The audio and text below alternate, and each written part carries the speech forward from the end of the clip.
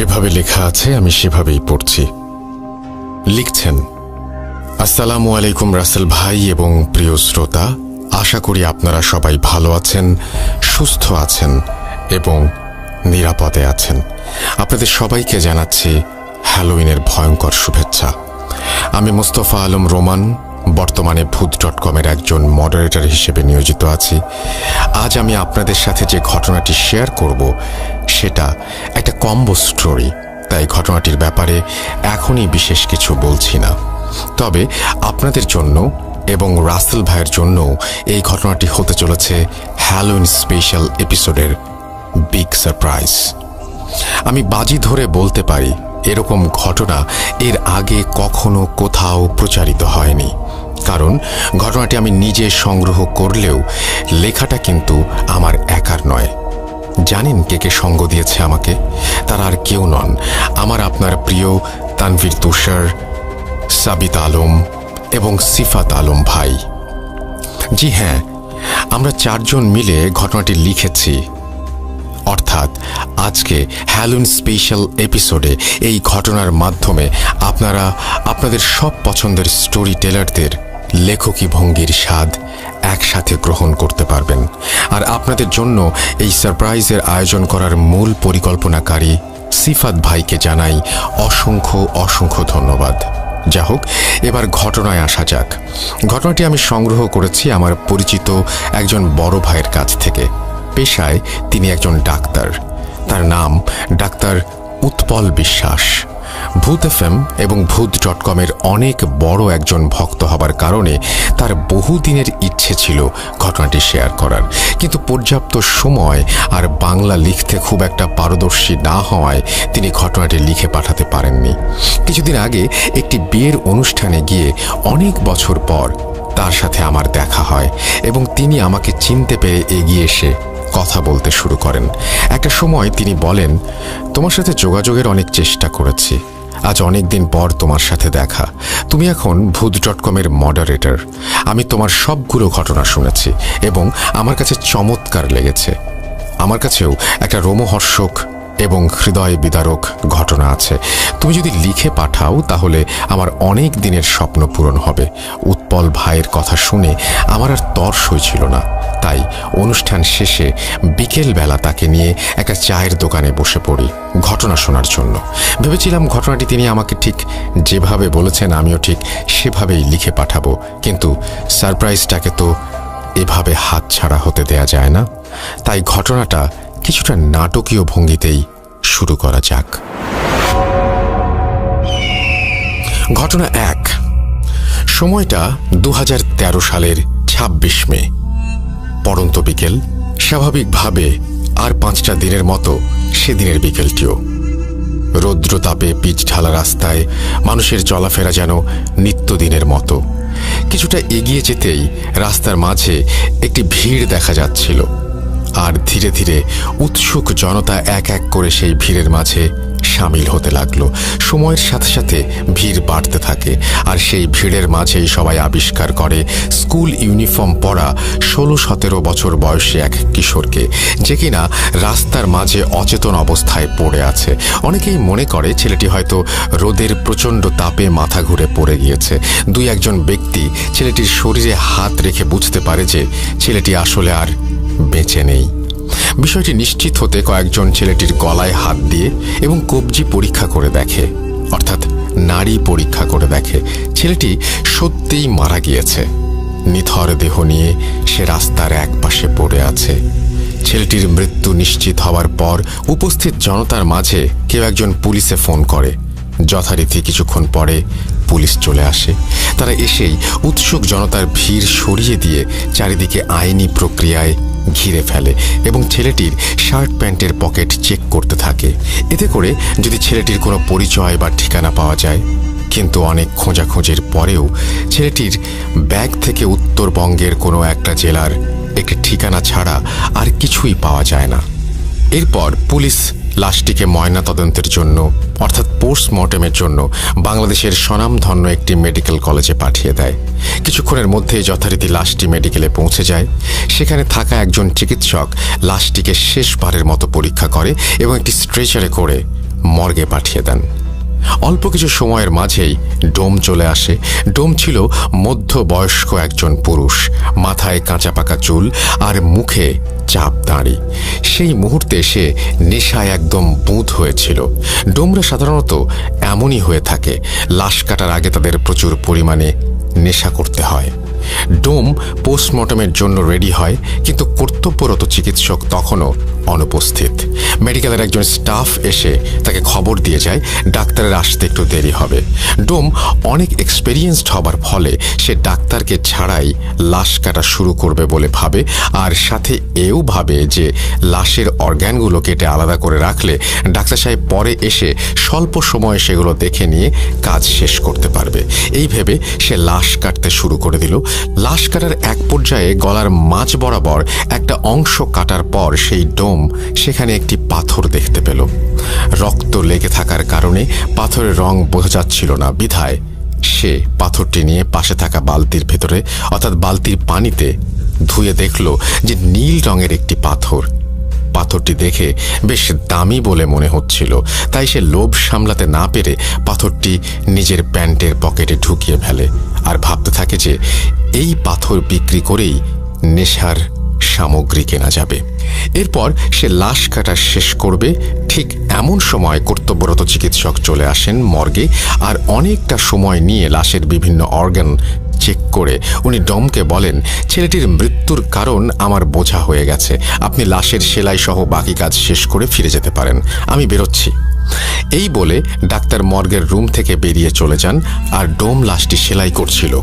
এমন সময় সে এক পুরুষ কণ্ঠের করুণ সুরে কান্নার আওয়াজ শুনতে পায়। কান্নার আওয়াজটা এতটাই করুণ ছিল যে যে কোনো ব্যক্তির কানে গেলে কষ্টে তার বুক ফেটে যাবে। ডোম তার সেলাই থামিয়ে মনে মনে ভাবছিল, এত বছর ধরে এখানে কাজ করছি, আজ পর্যন্ত কিছুই শুনলাম না, আবার কিছু দেখলামও না, তাহলে হঠাৎ এমন কান্নার আওয়াজ কোত্থেকে আসছে? যাকে মনে হয় আজকে একটু বেশি নেশা করে ফেলেছি, তাই এসব ভুলভাল শুনছি। মনে মনে নিজের সাথে এসব কথা বলে ডোম তার লাশ সেলাইয়ের কাজে মনোযোগ দেয়। লাশ সেলাই প্রায় শেষ। ঠিক এমন সময় সে শুনতে পায় কোনো পুরুষ কণ্ঠ খুব সুন্দরভাবে তাকে বলছে, যেটা নিয়েছ সেটা দয়া করে ফেরত দিয়ে দিও, না হলে বড় ক্ষতি হবে। ডোম এই কথা শুনে সেলাই বন্ধ করে দেয় আর প্রচণ্ড ভয়ে ঘামতে থাকে। সে একটু সাহস নিয়ে জিজ্ঞাসা করে, কে কে কে কথা বলছে, কে? ডোমের কথা শেষ হবার আগেই সেই পুরুষ কণ্ঠ আবার বলে ওঠে, যা নিয়েছ ফেরত দিয়ে দিও, নইলে বড় ক্ষতি হবে। এবার ডোম আরো ভয় পেয়ে যায়, কিন্তু সে নিজেকে সান্ত্বনা দিয়ে ভয় কাটাতে শব্দ করতেই থাকে, হ্যাঁ হ্যাঁ হ্যাঁ, আজকে হয়তো একটু বেশি চড়িয়ে ফেলেছি, তাই এসব আওয়াজ শুনছি। সে একটু ভয়ে ভয়ে লাশ সেলাই করতে করতে ভাবে, এই পাথরটা বিক্রি করে নেশার জিনিস কিনবো, এটা আমি ঠিক নিয়েই যাব। এরপর সে আবার লাশ সেলাইয়ে মন দেয়। সেলাই শুরু করতেই তার মনে হতে থাকে মর্গের ভেতর সে ছাড়াও অন্য কারো উপস্থিতি আছে। তার কানের কাছে কান্নার সেই আওয়াজ যেন আরো স্পষ্টভাবে আসতে থাকে, আর একটু পর পর আওয়াজটা তার বাম কান থেকে ডান কানের দিকে, আবার ডান কান থেকে বাম কানের দিকে ঘুরতে থাকে। পরক্ষণেই কান্নার আওয়াজ থেমে যায় আর রুমটি একদম পিন ড্রপ সাইলেন্ট হয়ে যায়। হঠাৎ সেই নীরবতা ভেঙে আবারও ডোম শুনতে পায় কেউ রুমের চারটা কোণা থেকে একসাথে বলছে, ফিরিয়ে দাও, দয়া করে ফিরিয়ে দাও, ওটা নিয়ে যেও না এখান থেকে, ফিরিয়ে দাও। ডোমে সব শুনে অস্থির হয়ে নিজেকে বলতে থাকে, সব ভুল, আমি ভুল শুনছি আমি। এভাবেই নিজের সাথে কথা বলতে বলতে ডোম লাশ সেলাই শেষ করে ফেলে, আর সে ভয়ে ভয়ে খুব দ্রুত লাশটিকে ঢেকে দেয় আর হিমাগারে রেখে তড়িৎ বেগে মর্গ ত্যাগ করে। কিছুক্ষণ পর পুলিশ আসে ময়নাতদন্তের কাজ শেষ হয়েছে কিনা জানার জন্য। ময়নাতদন্ত শেষ হয়ে গেছে দেখে মেডিকেলের সমস্ত পেপার ওয়ার্ক সম্পূর্ণ করে লাশটিকে ছেলেটির ব্যাগে থাকা একটি ঠিকানায় পাঠাবার জন্য অ্যাম্বুলেন্সের কাছে হস্তান্তর করা হয়। জীবনে প্রথমবারের মতো মাইক্রোবাসের স্টিয়ারিং ছেড়ে অ্যাম্বুলেন্সের স্টিয়ারিংয়ে হাত রাখলেন অ্যাম্বুলেন্স চালক। তার জীবনের প্রথম ভাড়ায় এই লাশটি বহন করে নিয়ে যেতে হবে প্রায় 1.5 ঘন্টার পথ। হাসপাতালের সব ঝামেলা মিটিয়ে লাশ নিয়ে ঠিক 10টায় রওনা দিলেন অ্যাম্বুলেন্স চালক ও তার সহযোগী লাশটির প্রথম গন্তব্যস্থল ছেলেটির এলাকার থানায়। হাসপাতাল থেকে বেরিয়ে প্রায় 1.5 ঘন্টার পথ, যতদূর চোখ যায় বিস্তৃত খোলা মাঠ আর ফসলি জমি, সাথে পাকা রাস্তার দুপাশে বড় বড় গাছের সারি। রাতে অ্যাম্বুলেন্সের হেডলাইটের আলোতে এক মোহনীয় পরিবেশ তৈরি হয়েছে রাস্তা জুড়ে। কিছু দূর যেতেই অ্যাম্বুলেন্স চালক একটা ক্ষীণ ফিসফিস শব্দ শুনতে পেলেন। ঠিক বোঝা যাচ্ছে না কে বলছে বা কি বলছে, ফিসফিস করে বলছে। তিনি আরো ভালোভাবে খেয়াল করলেন এবং শুনতে পেলেন পুরুষ কণ্ঠে একটা চাপা আর্তনাদ খুব করুণ সুরে ভেসে আসছে তার কানে। রাস্তার মাঝে যা কিছু ঘটে যাক না কেন, আপনি দয়া করে গাড়ি থামাবেন না। এই ফিসফিস শব্দ অ্যাম্বুলেন্সের চালক বেশ কয়েকবার শুনতে পেলেন। তিনি শব্দের উৎস খুঁজে না পেয়ে পাশে থাকা সহকারীকে বললেন, তুই কি কোনো ফিসফিস আওয়াজ শুনতে পাচ্ছিস? তার সহকারী অনেকটা অবাক হয়ে তার দিকে তাকিয়ে বললেন, কই না তো। অ্যাম্বুলেন্স চালক বললেন, আমার মনে হচ্ছে কেউ ফিসফিস করে কথা বলছে, রাস্তার মাঝে কোনোভাবেই গাড়ি থামাবেন না, এরকম, সাথে করুণ আর্তনাদ। এটা শুনে সহকারী বললেন, ভাই, এই রাতে নির্জন রাস্তায় বাতাসের শব্দ ছাড়া আর কিছুই নাই। আপনি নতুন নতুন অ্যাম্বুলেন্স চালাচ্ছেন, তাই হয়তো মনের ভুলে এই সব শব্দ শুনছেন। আমি তো কিছু ইস্যুটি নাই, এটা হয়তো আপনার মনের ভুল। আপনি নিশ্চিন্তে গাড়ি চালান, কোনো সমস্যা নেই, মাত্র তো এইটুকু পথ। সহকারীর কথা শুনে অ্যাম্বুলেন্স চালকও মনের ভুল ভেবে আবার স্বাভাবিকভাবে গাড়ি চালানো শুরু করেন। এভাবে কিছুক্ষণ গাড়ি চালানোর পর চালক খেয়াল করলেন অন্ধকারের রাস্তার দুপাশে দুজন মানুষ দাঁড়িয়ে হাত উঁচু করে সাহায্য চাইছেন।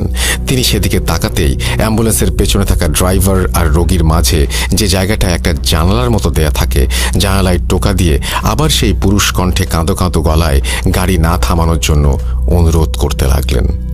এবারে অনুরোধটা যেন একটু স্পষ্টভাবেই শুনতে পেলেন তিনি, কিন্তু তিনি খেয়াল করলেন তার পাশে থাকা হেল্পার খুব স্বাভাবিকভাবেই বসে আছে। সে রাস্তার দুজন লোককেও লক্ষ্য করছে না। তাই তিনি গাড়ি না থামিয়ে রাস্তার লোক দুজনকে পাশ কাটিয়ে সামনে চলে গেলেন। কিছু দূর গাড়ি চালানোর পরে চালক খেয়াল করলেন রাস্তার পাশে আবারও সেই দুইজন লোক আগের মতোই হাত তুলে দাঁড়িয়ে সাহায্য চাচ্ছে। তবে এবার ব্যাপারটি চালক এবং হেল্পার দুজনেই একসাথে দেখে। ঠিক সেই সময়ে চালক আবার শুনতে পান সেই করুণ সুর, পুরুষ কণ্ঠ বলে চলেছে, আমি আপনাকে হাত জোর করে অনুরোধ করছি, দয়া করে গাড়ি থামাবেন না। চালক এবারও মনের ভুল ভেবে গাড়ি থামাতে চাওয়ার কথা হেল্পারকে বলে। হেল্পার বলে, ভাই, গাড়ি থামিয়েন না, নির্জন রাস্তা, রাতে এমন করে অনেক ডাকাতি হয়। কিন্তু চালক একজন মহিলা মানুষকে সাথে দেখে তাদের কাছে গিয়ে গাড়িটা দাঁড় করালেন। চালক এবং হেল্পার খেয়াল করলেন রাস্তায় দাঁড়িয়ে থাকা লোক দুজন মাঝবয়সী পুরুষ এবং মহিলা। পুরুষ লোকটি এগিয়ে এসে জানালেন সম্পর্কে তারা স্বামী স্ত্রী এবং কিছুক্ষণ আগেই তার স্ত্রীর মা মারা গিয়েছেন, তাই রাস্তার পাশে দাঁড়িয়ে তারা যাওয়ার জন্য একটা গাড়ির খোঁজ করছিলেন। চালক ও হেল্পার এতক্ষণে মহিলার দিকে খেয়াল করে দেখলেন তার পরনে সুন্দর একটা গাঢ় নীল রঙের শাড়ি। চালক এবং হেল্পার দুজনেই বেশ অবাক হলো এই ব্যাপারটা দেখে। মহিলার মা মারা গিয়েছেন, অথচ তিনি এত সুন্দর করে গাঢ় নীল শাড়ি পরে এসেছেন। এবার পুরুষ লোকটি বললেন, ভাই, এই মুহূর্তে একটা জরুরি কাজের জন্য আমি তার সাথে যেতে পারছি না, তাই দয়া করে আপনি ওকে পৌঁছে দিন, ভাড়া যত লাগে আপনাকে দেব। চালক তখন বললেন, কিন্তু সমস্যা হলো অ্যাম্বুলেন্সের সামনে তো কোনো জায়গা নেই, আর পেছনে একটি লাশ। লোকটি চালকের কথা শেষ না হতেই বলে ওঠেন, আরে সমস্যা নেই, ও লাশের সাথে যেতে পারবে, ওর মা মারা গিয়েছে, এখন ওর মনের ভেতরে আর ভয় ডর বলতে কিছু নেই, আপনি দয়া করে ওকে নিয়ে যান। হেল্পার নেমে পেছনের দরজা খুলে দিলেন এবং মহিলা গাড়িতে উঠে বসলেন। লোকটাও ভাড়া মিটিয়ে উল্টো পথে হাঁটা শুরু করল। চালক আবার অ্যাম্বুলেন্স চালাতে শুরু করলেন। এভাবে কিছুক্ষণ গাড়ি চালানোর পর চালক এবং হেল্পার গাড়ির পিছনে একটা ধস্তাধস্তির শব্দ শুনতে পেলেন। মনে হচ্ছে পেছনে দুজন লোক গাড়ির মাঝে কিছু একটা নিয়ে কাড়াকাড়ি করছে। গাড়িটা যেন ধস্তাধস্তির কারণে একটু দুলছে এদিক ওদিক। সাথে সাথে চালক আবার শুনতে পেল সেই করুণ শব্দ। সেই পুরুষ কণ্ঠে আবারও কাঁদো কাঁদো গলায় কেউ বলে চলেছে, এ আপনি কাকে গাড়িতে ওঠালেন? দয়া করে গাড়ি থেকে নামিয়ে দিন, মহিলাকে নামিয়ে দিন। এত করুণ সুরে কাঁদতে কাঁদতে বলা হলো কথাটা যে উপেক্ষা করতে পারল না চালক। তখনও গাড়ির ভেতর হালকা ধস্তাধস্তির শব্দ হয়েই চলেছে। এর মাঝেই রাস্তার পাশে গাড়ি থামিয়ে দিলেন তিনি। গাড়ি থামিয়ে দেওয়ার সাথে সাথেই পেছনের ধস্তাধস্তির শব্দটাও থেমে গেল। ঠিক তখনই পেছন থেকে রাগান্বিত কণ্ঠে মহিলাটি বলে উঠলেন, কি ব্যাপার, আপনি গাড়ি থামালেন কেন? চালক আমতা আমতা করে কিছু বলতে যাবেন, ঠিক সেই সময় মহিলা আরও ক্ষিপ্ত হয়ে বললেন, আপনাকে বললাম না আমার মা মারা গেছেন, তারপরেও আপনি এমন করে গাড়ি থামিয়ে রেখেছেন, দ্রুত চলুন। গাড়ি চালানো শুরু করার পরে আবার সেই ধস্তাধস্তির শব্দ। এক পর্যায়ে মহিলা পেছন থেকে বলে উঠলেন, গাড়ি থামান, আমি এখানে নেমে যাব। মহিলার কথা শুনে চালক গাড়ি থামিয়ে দিলেন। চালক এবং হেল্পার অবাক হয়ে খেয়াল করলেন রাস্তার দুপাশে কোনো বাড়ি ঘর নেই, দুপাশে শুধুই ফসলি জমি। হেল্পার নেমে পেছনের দরজাটা খুলে দিতেই মহিলা গাড়ি থেকে নেমে মুহূর্তেই রাস্তার পাশে থাকা ফসলি জমির অন্ধকারে মিলিয়ে গেলেন।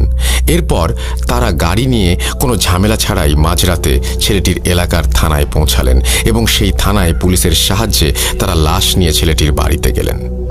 এবার গাড়ির দরজা খুলে তারা যখন লাশটি নামাতে গেল তখন দেখল লাশের ডান পা থেকে তাজা রক্ত ঝরছে। সেই রক্ত দিয়ে অ্যাম্বুলেন্সের স্ট্রেচার ভিজে চুইয়ে পড়েছে অ্যাম্বুলেন্সের মেঝেতে। সবাই ঘটনাটা দেখে রীতিমতো অবাক, কারণ ছেলেটি মারা গেছে অনেক আগে। মৃত্যুর এতটা সময় পর এমনিতেই একটা মৃতদেহের রক্ত জমাট বেঁধে যায়, সেখানে মৃতদেহ থেকে এমন তাজা রক্ত পড়া সত্যিই ভয়ঙ্কর এবং প্রায় অসম্ভব একটা ব্যাপার। তারা রক্তের উৎস খুঁজতে গিয়ে দেখল লাশের ডান পায়ের উরুর কাছে গোল করে একটা ক্ষত। দেখে মনে হচ্ছে অনেক সময় যোগ রক্ত চুষে খেলে যেমন হয়, ক্ষতটি ঠিক তেমনই একটি ক্ষত। আর তখনও সেখান থেকে তাজা রক্ত ঝরেই চলেছে। লাশকে গোসল করিয়ে কাফন পরিয়ে জানাজা শেষ করে মাঝরাতেই কবর দেওয়ার জন্য কবরস্থানে নিয়ে যাওয়া হয়। যেহেতু রাতেই কবর দেওয়া হবে তাই চালক এবং হেল্পার চিন্তা করলেন কবরটা দিয়েই চাই।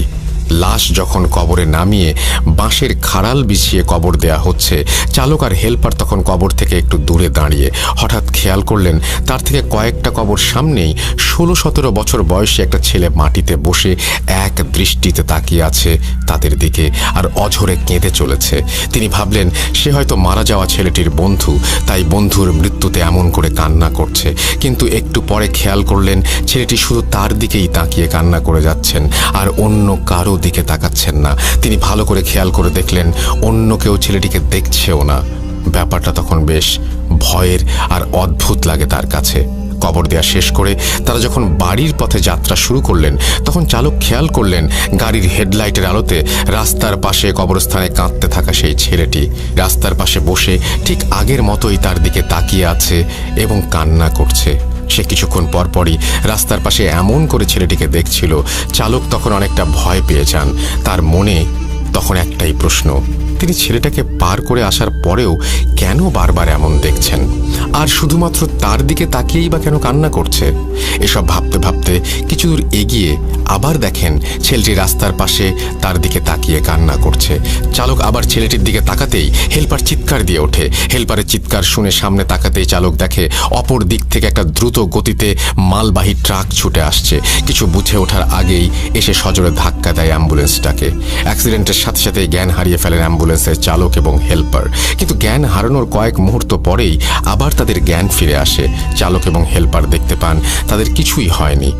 একটু আগে যে ট্রাকের সাথে অ্যাক্সিডেন্ট করলো তারা, তার কোনো চিহ্নও নেই। আর এই সব কিছু একদম ঠিকঠাক ঠিকঠাক আছে। একটু পর নিজেকে স্বাভাবিক অবস্থায় ফিরিয়ে এনে একটু ভয়ে ভয়ে চালক আবার গাড়ি চালাতে শুরু করলেন। আবারও একটু দূরে এসে তিনি খেয়াল করলেন আবারও সেই ছেলেটি রাস্তার পাশে বসে তার দিকে তাকিয়ে আছে আর একটানা কান্না করেই চলেছে। ছেলেটির দিকে তাকাতেই তারা আবার আগের মতো করেই অ্যাক্সিডেন্ট করলো। আবার কয়েক মুহূর্তের জন্য জ্ঞান হারানোর পর জ্ঞান ফিরে দেখেন সবকিছু ঠিক এবং স্বাভাবিক। এবার চালক হেল্পার প্রচণ্ড রকমের ভয় পেয়ে যান। গাড়ির চালক আস্তে আস্তে গাড়ি চালানো শুরু করেন। কিছুক্ষণ বেশ স্বাভাবিকভাবে আসার পর দুজনে খেয়াল করেন রাস্তার পাশে বিশাল এক গাছের ডাল ভেঙে পড়ে আছে তাদের অ্যাম্বুলেন্সের সামনে। এটা দেখে দুজনেই অ্যাম্বুলেন্স থেকে নেমে দৌড় দেয় সামনের দিকে। একটু সামনেই তারা দেখতে পায় একটা চায়ের দোকান, আর দোকানে কয়েকজন লোক বসে চা খাচ্ছে। তারা সেদিকে দৌড়ে গেলে লোকগুলো উঠে দাঁড়ায়। চায়ের দোকানি তাদের বলে, আপনারা রাস্তার মাঝে গাড়ি রেখে এভাবে দৌড়িয়ে আসছেন কেন? অ্যাম্বুলেন্স চালক তখন বলেন, দেখলেন না আমাদের গাড়ির উপর একটা গাছ ভেঙে পড়লো। চায়ের দোকানি সহ সবাই, অর্থাৎ বাকি সবাই তখন অবাক হয়ে তাদের দিকে তাকিয়ে আছে। দোকানি বলে, কোথায় গাছের ডাল ভেঙে পড়েছে? সবকিছু তো ঠিকই আছে। আমি দেখলাম আপনারা গাড়ি থেকে নেমে আসছেন, হঠাৎ কি হলো আপনি মাঝ রাস্তায় গাড়ি হার্ড ব্রেক করলেন, তারপর দুজন গাড়ি থেকে নেমে সোজা আমাদের দিকে দৌড় দিয়ে আসলেন। এই কথা শুনে চালক এবং হেল্পার দুজনেই পেছনের দিকে তাকিয়ে কোথাও কোনো গাছের ডালের চিহ্ন দেখতে পেল না। ফাঁকা রাস্তার মাঝে তাদের গাড়ি দাঁড় করানো, তারা বাকি রাতটা ভয়ে ভয়ে এই চায়ের দোকানেই কাটিয়ে সকালে চলে গেল। চালক অ্যাম্বুলেন্স চালানোর প্রথম দিনই এমন এক ভয়ঙ্কর অভিজ্ঞতার কারণে সেদিন বাড়ি ফিরে এই অ্যাম্বুলেন্স চালানোর চাকরি বাদ দিয়ে দিলেন। কিন্তু ঘটনা যেন তখনও তার পিছু ছাড়ছে না।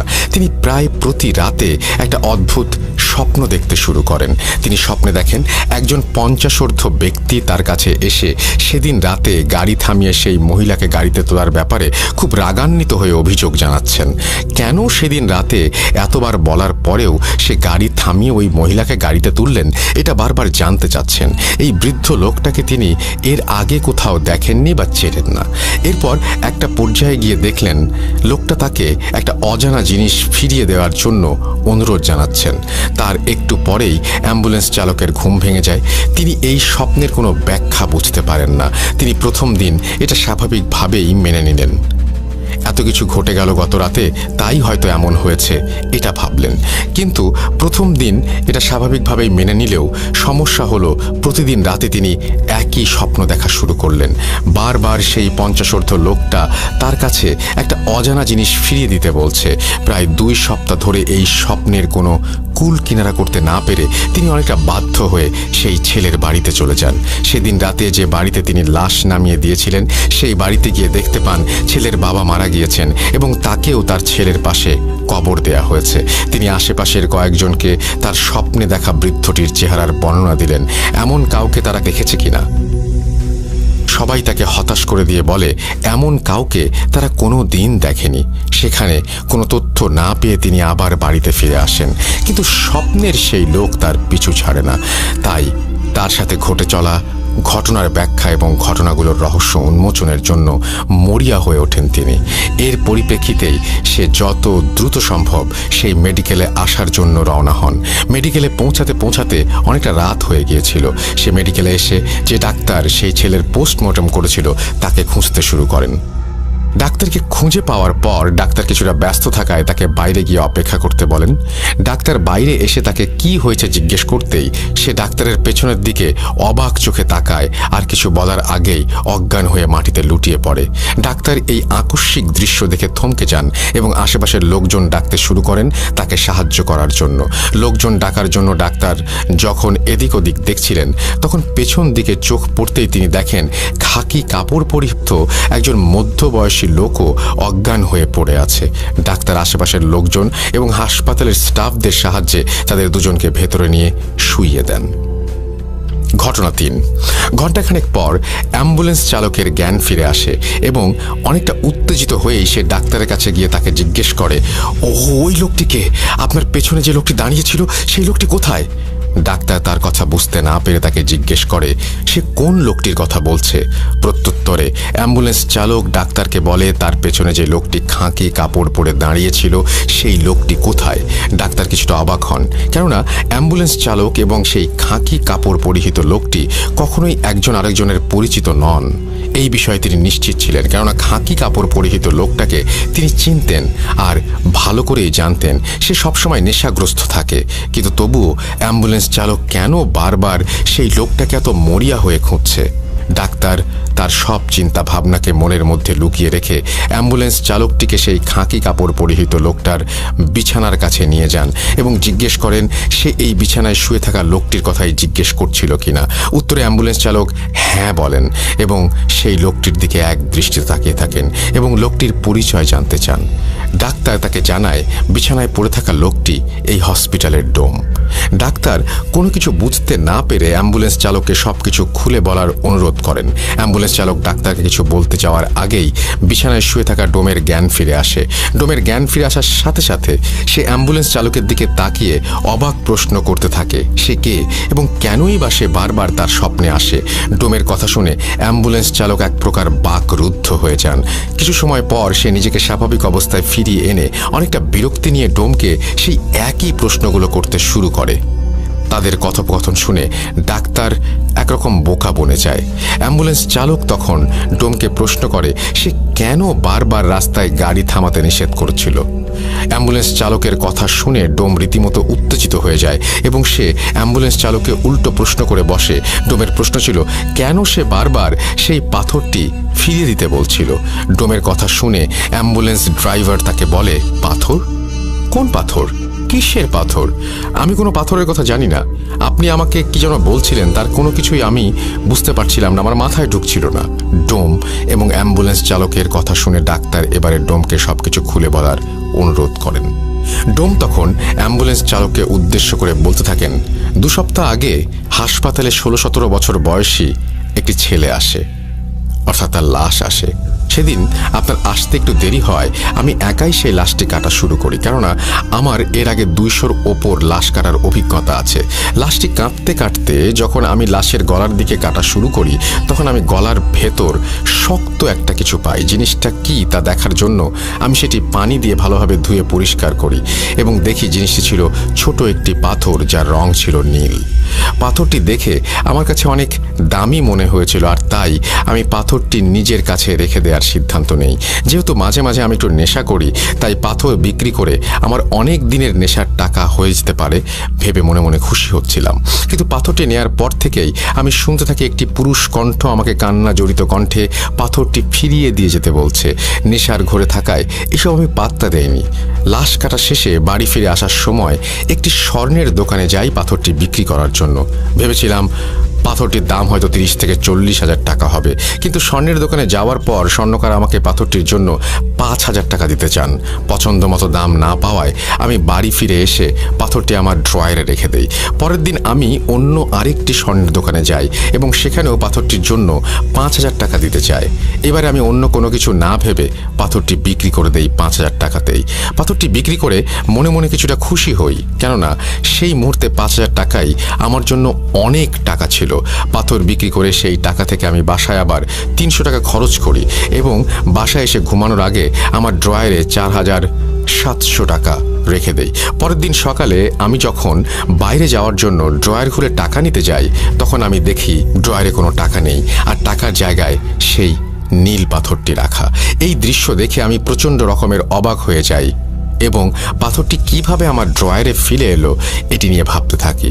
কিন্তু আমার মাথায় কোনো কিছুই আসছিল না, কেননা পাথরটি আমি নিজে না নিয়ে এলে কোনোভাবেই এখানে আসার সম্ভাবনা নেই।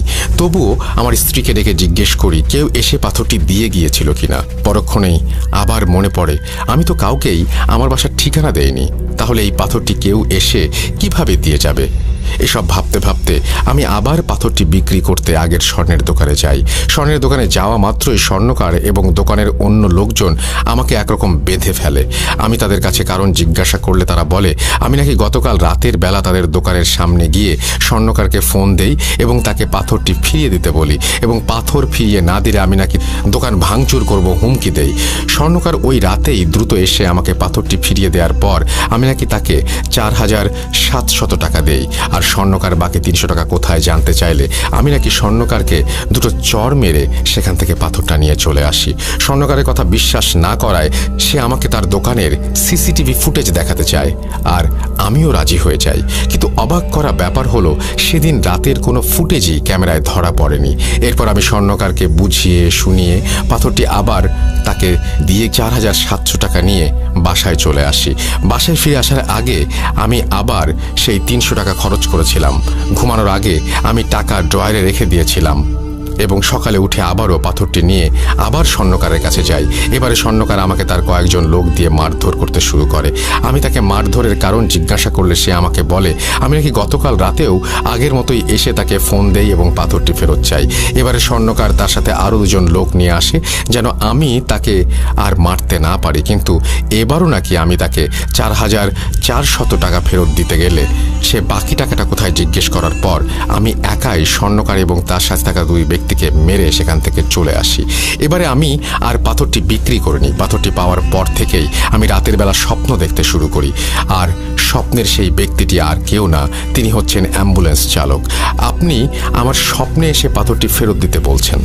আমি মনের ভুল ভেবে বারবার এসব কিছু অগ্রাহ্য করে যাচ্ছিলাম, কিন্তু প্রতিদিনই আমি স্বপ্ন দেখি আপনি আমাকে বারবার পাথরটি ফেরত দিতে বলছেন। আপনি কেন আমার সাথে এরকম করছেন? কে আপনি? কি চান আমার কাছে? অ্যাম্বুলেন্স চালক ডোমের এই কথাগুলো শুনে কোনো অর্থই খুঁজে পাচ্ছিল না এবং সে নিজের দেখা স্বপ্নের কথাও ডোমকে জানায়। ডাক্তাররা তখন চুপচাপ দাঁড়িয়ে তাদের কথা শুনছিল। এবার সে বলতে শুরু করে ওই লাশের পোস্টমর্টম হবার পর থেকে আমার সাথেও ছোটোখাটো কিছু ঘটনা ঘটছে। যেদিন আমি লাশটার পোস্টমর্টম করি সেদিন থেকেই আমি রাতের বেলা প্রায় সময়ই দেখতাম 16-17 বছর বয়সী একটি ছেলে, যার হাতে অনামিকা আঙুলটি কাটা, এবং সে আমার বারান্দায় বসে কাঁদছে এবং আমার দিকে তাকিয়ে হাত এমনভাবে ইশারা করছে যেন সে আমাকে তার কাছে ডাকছে কিছু বলবার জন্য। আমি মনের ভুল ভেবে অন্যদিকে মনোনিবেশ করার পরেও তাকে বারবার দেখতে পাচ্ছিলাম। সে আমাকে বলে মর্গ থেকে নাকি তার একটি জিনিস হারিয়ে গিয়েছে এবং সেটি এই হাসপাতালের সাথে জড়িত কারো কাছেই আছে। সে কান্না করতে থাকে এবং আমাকে তার জিনিসটি খুঁজে দেওয়ার জন্য অনুরোধ করতে থাকে। আমি প্রায় প্রতি রাতেই তাকে আমার বারান্দায় একই অবস্থায় বসে কান্না করতে দেখি এবং সে আমার কাছে বারবার তার হারানো জিনিস খুঁজে দেওয়ার অনুরোধ করে। তাদের 3 জনের কথার পর পরস্পরের মনে যেন এক ধোঁয়াশার সৃষ্টি হয়। তাদের সাথে কি হচ্ছে তারা কেউ কোনো কিছু বুঝতে পারছিল না। কোনো কিছু বুঝতে না পেরে তারা পুলিশের শরণাপন্ন হয়। পুলিশ স্টেশনে গিয়ে সেই লাশটির সম্পর্কে তথ্য জানতে চাইলে পুলিশ সরাসরি তাদেরকে তথ্য দিতে মানা করে দেয় এবং তারা পরীক্ষা নিরীক্ষা ও তদন্তের পর কিছু জানতে পারলে তাদের জানাবে, আর প্রয়োজন পড়লে তাদের ডাকা হবে। পুলিশ তাদের কাছে এই সব তথ্য জানতে চাওয়ার কারণ জানতে চাইলে তারা পুলিশকে সব কিছু খুলে বলে, কিন্তু পুলিশ এইসব অলৌকিক ব্যাপারে হাসি ঠাট্টায় উড়িয়ে দিয়ে তাদেরকে পুলিশ স্টেশন থেকে চলে যেতে বলে। এরপর তারা সকলেই নিজ নিজ বাসায় চলে যায়। তবে অদ্ভুত ব্যাপার হলো সেদিনের পর থেকে অ্যাম্বুলেন্স চালক এবং ডাক্তারের সাথে আর কোনো ধরনের কোনো ঘটনা ঘটেনি, কিন্তু সেদিন থেকে ডোমের জীবন শুরু হয় এক বিভীষিকাময় কালো অধ্যায়ের। বাড়িতে ফিরে আসার পর ডোম আবার স্বপ্ন দেখতে শুরু করে। এবারে সে স্বপ্নে গাঢ় নীল শাড়ি পরিহিত মহিলাকে দেখতে পায়। মহিলা তাকে বারবার সেই অ্যাম্বুলেন্স চালককে একটি জিনিস দিতে নিষেধ করে এবং বলে যদি সে অ্যাম্বুলেন্স চালককে জিনিসটি দেয় তাহলে নাকি অনেক বড় ক্ষতি হবে। কিছুক্ষণ পর সে আবার স্বপ্নে দেখে অ্যাম্বুলেন্স চালকটি তার স্বপ্নে এসে তার কাছে কিছু একটা চাচ্ছে এবং বলছে যদি সে জিনিসটি তাকে না দেয় তাহলে নাকি সেই গাঢ় নীল শাড়ি পরিহিত মহিলা এসে তার অনেক বড় ক্ষতি করবে। কিন্তু ডোম কিছুতেই বুঝতে পারছিল না সেই মহিলা এবং অ্যাম্বুলেন্স চালক তার কাছে কি চাচ্ছে। অ্যাম্বুলেন্স চালক এবং সেই মহিলাটি ডোমের কাছে আসলে সেই পাথরটি চাচ্ছিল, কিন্তু সে কিছুতেই ভেবে পাচ্ছিল না তারা তার কাছে আসলে কি চাচ্ছে। ডোম কেন সেই পাথরটির কথা মনে করতে পারছিল না সেই বিষয়ে আমি কিছুক্ষণ পরেই আসছি। এরপর থেকে ডোম প্রতিদিনই একই স্বপ্ন দেখতে থাকে। নীল শাড়ি পরিহিত মহিলা বারবার তাকে এসে সাবধান করে দিচ্ছিল এবং তার কাছে জিনিসটি চাচ্ছিল, আর এটাও বলছিল জিনিসটা তাকে না দিলে সে তার অনেক বড় ক্ষতি করবে। এর কিছুদিন পর বাইরে থেকে বাজার করে ফিরে আসার সময় একটি রোড অ্যাক্সিডেন্টে ডোমের স্ত্রী মারা যায়। ডোম তখন বুঝতে পারে তার কাছে যে জিনিসটি চাওয়া হচ্ছিল তা না দেওয়ার জন্যই হয়তো নীল শাড়ি পরিহিত মহিলা তার স্ত্রীকে মেরে ফেলেছে। ডোমের স্ত্রী মারা যাওয়ার পর তার স্ত্রীর জানাজা পড়িয়ে দাফন করা হয়। কিছুদিন পর ডোমের স্ত্রীর কুলখানির দিন রাতে স্বপ্নে দেখে সেই শাড়ি পরিহিত মহিলাটি তার কাছে এসে জিনিসটি চাচ্ছে এবং বলছে এখনো সময় আছে, জিনিসটা আমাকে দিয়ে দে। অ্যাম্বুলেন্স চালককে ভুলেও এই জিনিস দিবি না, জিনিসটা তুই আমায় দে। আর যদি তুই আমাকে জিনিসটা না দিস তাহলে তোর মেয়েকে হারাতে হবে। আমি চাইলে তোকেও মেরে ফেলতে পারি। এই স্বপ্ন দেখে ভয়ে ডোমের ঘুম ভেঙে যায় এবং সে ভাবে তার মেয়ের যেন কোনো ক্ষতি না হয়, তাই সে আর মর্গের কাজে যাবে না। এরপর সে সারাদিন বাসায় নিজের মেয়ের সাথে থাকতে শুরু করে। কিন্তু কিছুদিন পর কোনো এক দরকারে ডোম তার মেয়েকে নিয়ে বাসা থেকে বের হয়। দরকার শেষে মেয়ের সাথে কথা বলতে বলতে যখন বাসায় ফিরছিল তখন হুট করেই যে স্থানে ডোমের স্ত্রীর অ্যাক্সিডেন্ট করে মারা গিয়েছিল সেই একই স্থানে আসার পর সে তার মেয়ের কোনো একটা আওয়াজ শুনতে না পেয়ে যখন পেছন ফিরে তাকায় তখন সে দেখে তার মেয়েও সেই একই জায়গায় রোড অ্যাক্সিডেন্ট করেছে এবং সাথে সাথে সেখানেই মারা গিয়েছে। এই দৃশ্য দেখে সে হতবাক হয়ে যায়। তার মাথা একেবারেই যেন কাজ করা বন্ধ করে দেয়। বুকের ভেতরে চাপা কষ্ট নিয়ে ডোম তার মেয়েকে দাফন করে বাসায় ফিরে আসে। সেদিন রাতে এসে সেই নীল শাড়ি পরিহিত মহিলাটিকে স্বপ্ন দেখে ডোম। মহিলাটি তাকে বলে, তোকে বারবার সাবধান করেছিলাম আর বলেছিলাম আমাকে জিনিসটা দিয়ে দে, কিন্তু জিনিসটা দিচ্ছিস না। আবারও বলছি আমাকে জিনিসটা দিয়ে দে। তোর স্ত্রী সন্তানকে মারতে পারলে আমি তোকেও মারতে পারি, কথাটা মাথায় রাখিস। তোর পরিবার তো শেষ হয়েই গিয়েছে, কিন্তু তুই মারা গেলে তো সবই শেষ। আমি চাইলে তোকে মারতে পারি, কিন্তু তোকে আমি মারছি না, কারণ আমার দরকারি জিনিসটা তোর কাছেই আছে।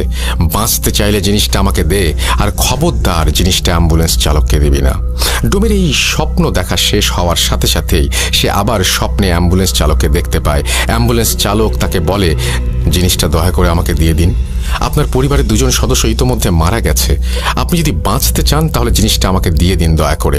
সেই মহিলা আপনাকেও মেরে ফেলবে। কিন্তু ডোম কিছুতেই বুঝতে পারছিল না তার স্বপ্নে দেখা দুজন ব্যক্তি তার কাছে কি চাচ্ছে, আর সে কিভাবেই বা সেই জিনিস তাদেরকে দেবে। এসব চিন্তা তাকে প্রায় পাগল করে ফেলে। তাই সে একদিন তার বন্ধুর কাছে তার সাথে ঘটে যাওয়া ঘটনাগুলো শেয়ার করে। ডোমের বন্ধু তার কথা শুনে এক হুজুরের সাথে দেখা করার পরামর্শ দেয় এবং বলে তার নাকি একজন পরিচিত হুজুর আছে, সে চাইলে নাকি তার বন্ধু তার সাথে দেখা করিয়ে দেবে। ডোম তার বন্ধুকে সেই হুজুরের সাথে দেখা করিয়ে দেওয়ার কথা বলে, কেননা সে এসব আর সহ্য করতে পারছিল না। পরের দিন সকালে ডোমের বন্ধু তাকে ফোন দিয়ে বলেন তার এলাকার মসজিদের ইমামের সাথে তিনি কথা বলেছেন এবং ইমাম সাহেব ডোমের সাথে বিকেলে দেখা করতে চেয়েছেন। বিকেলের দিকে ডোম একটু ঘুমিয়ে পড়ে এবং স্বপ্নে সেই মহিলা তার সামনে হাজির হয় এবং তাকে বলে, না না না না, ভুলেও এই কাজ করিস না। ওই হুজুর তোর কোনো উপকার করতে পারবে না। বাঁচতে চাইলে জিনিসটা আমাকে দে, আর এই হুজুরের সাথে দেখা করতে যাস না, কোনো লাভ নেই। স্বপ্ন দেখে ভয়ে ডোমের ঘুম ভেঙে যায়। সে ভাবে যত দ্রুত সম্ভব তার হুজুরের সাথে দেখা করা উচিত। এই ভেবে ডোম খুব দ্রুত বাসা থেকে বের হয় হুজুরের কাছে যাবার উদ্দেশ্যে। কিন্তু রাস্তায় যেখানে তার স্ত্রী এবং মেয়ে রোড অ্যাক্সিডেন্ট করে মারা গিয়েছিল সেখানেই কাকতালীয়ভাবে তার সাথেও একটি দুর্ঘটনা ঘটে এবং সে পায়ের হাঁটুর নিচ থেকে পুরো অংশ চিরকালের জন্য হারিয়ে ফেলে। রাস্তার আশেপাশে থাকা মানুষজন তাকে ধরাধরি করে হাসপাতালে নিয়ে যায়, আর হাসপাতালে থাকা অবস্থায় ডোম স্বপ্নে দেখে সেই নীল শাড়ি পরিহিত মহিলা তার স্বপ্নে এসে তাকে বলছে, তোকে মানা করেছিলাম হুজুরের কাছে যেতে, তোর এই ভুলের জন্য তুই নিজেই নিজের ক্ষতি করে বসলি। তোকে আগেও বলেছি আমি চাইলে তোকেও মেরে ফেলতে পারি, কিন্তু আমার অতি প্রয়োজনীয় জিনিসটা তোর কাছেই আছে। আমি তোকে এই জন্য মারছি না, জিনিসটা আমাকে দিয়ে দে। অ্যাক্সিডেন্টের পর ডোম প্রায় 3 দিনের মতো হাসপাতালে থাকে। এরই মধ্যে ডোমের সেই বন্ধু তার অ্যাক্সিডেন্টের খবর পেয়ে দ্রুত মসজিদের সেই ইমাম সাহেবকে নিয়ে হাসপাতালে চলে আসে। ইমাম সাহেব এসে ডোমের সাথে কি কি ঘটেছে বা ঘটে চলেছে তার সবকিছু জানতে চাইলে ডোমটাকে সবকিছু খুলে বলে। ঘটনা 4। ডোমের কাছ থেকে সবটা শোনার পর ইমাম সাহেব তাকে সান্ত্বনা দিয়ে সাময়িক সময়ের জন্য বাইরে বেরিয়ে আসেন। কিছুক্ষণ পরে তিনি ভেতরে গিয়ে যা বলেন তা শুনে সবাই প্রায় বাকরুদ্ধ হয়ে যায়। তিনি ডোমের বন্ধুকে ডেকে বলেন, আপনার বন্ধুকে কালো জাদু করা হয়েছে। শুধু তাই নয়, এই মুহূর্তে তার অবস্থাও খুব একটা ভালো নয়।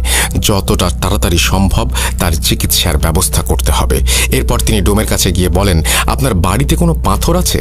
নীল রঙের পাথর? ইমাম সাহেবের এই প্রশ্ন শুনে ডোম রীতিমতো হকচকিয়ে যান, কারণ ঘটনাগুলো বিস্তারিতভাবে বললেও তিনি ইমাম সাহেবকে নীল পাথরের কথাটি বলেননি। তাহলে তিনি পাথরটির ব্যাপারে কিভাবে জানলেন? কথাটি ভাবার সময় ইমাম সাহেব যখন আবারও তাকে এই প্রশ্ন করেন, তখন ডোম সবটা শুরু থেকে বলতে থাকেন। ডোমের কাছ থেকে পাথরের ব্যাপারটি শুনে ইমাম সাহেবের কপালে হালকা চিন্তার ছাপ দেখা যাচ্ছিল। এদিকে ছুটি কাটিয়ে ডাক্তার উৎপল বিশ্বাস যখন হাসপাতালে এসে জানতে পারলেন সেই ডোম অ্যাক্সিডেন্ট করেছে, তখন তিনি তার কেবিনে গিয়ে ইমাম সাহেবকে দেখতে পান। তিনি ডোমের বন্ধুর কাছ থেকে সবটা শোনার পর বুঝতে পারেন ঘটনা অন্যদিকে মোড় নিয়েছে। তাই তিনি ইমাম সাহেবের কাছে গিয়ে নিজের সাথে ঘটে যাওয়া এবং সেই অ্যাম্বুলেন্স চালকের সাথে ঘটে যাওয়া ঘটনাগুলো এক এক করে বলতে শুরু করেন। ডাক্তারের কাছ থেকে সবকিছু শোনার পর ইমাম সাহেবের আর বুঝতে বাকি রইল না যে আসলে কি ঘটতে চলেছে। তাই তিনি আর দেরি না করে ডাক্তারের পারমিশন নিয়ে ডোমকে বাড়িতে নিয়ে যান। তিনি যখন ডোমের ঘরে পা রাখেন, ঠিক তখনই তিনি বুঝতে পারেন সেই বাড়িতে ঢুকতে অদৃশ্য কোনো একটি শক্তি তাকে বাধা দিচ্ছিল, যেটা কিনা তার থেকেও অনেক শক্তিশালী। তাই তিনি নিজের এবং ডোমের ও তার বন্ধুর শরীর বন্ধ করে প্রবেশের চেষ্টা করেন। তবুও শুধুমাত্র ইমাম সাহেবের ক্ষেত্রেই এক প্রকার বাধা অনুভব হচ্ছিল। পরবর্তীতে ইমাম সাহেবের ভাষ্য মতে ব্যাপারটি ছিল ঠিক দুটি চুম্বক সমমেরুর মতো। দুটি চুম্বকের সমমেরু যেভাবে একে অপরকে বিকর্ষণ করে, ঠিক তেমনি ইমাম সাহেবকে ডোমের বাড়িতে ঢুকতে দেওয়ায় বাধা প্রদান করা হচ্ছিল। পরিস্থিতির অবনতি হতে পারে ভেবে তিনি ডোম এবং তার বন্ধুকে ভেতরে পাঠান পাথরটি নিয়ে আসার জন্য। কিন্তু ঘরের ভেতর গিয়ে পাথরটি হাতে নেয়ার সাথে সাথেই দরজা আপনা আপনি বন্ধ হতে শুরু করে। ইমাম সাহেব নিজের মতো করে চেষ্টার পরেও পরিস্থিতি অনুকূলে আনতে না পারায় তিনি ওস্তাদের সাথে যোগাযোগ করেন এবং তার সাহায্য নিয়ে ডোম ও তার বন্ধুকে ঘর থেকে বের করে আনেন। তবে তখনও তিনি পাথরটি হাতে নিতে পারছিলেন না। কোনো একটি অদৃশ্য শক্তি পাথরটি তার হাতে নিতে বাধা সৃষ্টি করছিল। কিন্তু আল্লাহর কালামের ওপর তো আর কিছু নেই। তাই বিভিন্ন তদবিরের মাধ্যমে তিনি পাথরটি নিয়ে একটা সাদা বাক্সে বন্দি করে নেন। এই ঘটনা চলাকালীন ইমাম সাহেব নিজের তদবিরের মাধ্যমে পুরো ঘটনাটি জেনে গিয়েছিলেন। কিন্তু এই ঘটনাগুলো ঘটার পেছনে যাদের হাত ছিল, তিনি তাদেরকে খুঁজে তাদের মুখ থেকে এই ঘটনা শুনতে চেয়েছিলেন। তাই তিনি দেরি না করে 16-17 বছর বয়সী ছেলেটির বাড়িতে খোঁজ নিয়ে সেদিকে রওনা হন। সেই এলাকায় যাওয়ার পথে ইমাম সাহেব রাস্তায় একজন কিশোরকে দেখতে পান, যে কিনা তার দিকে অপলক দৃষ্টিতে তাকিয়ে কেঁদে চলেছে। কিন্তু সেই কিশোরের মলিন মুখেও মিষ্টি একটা হাসি।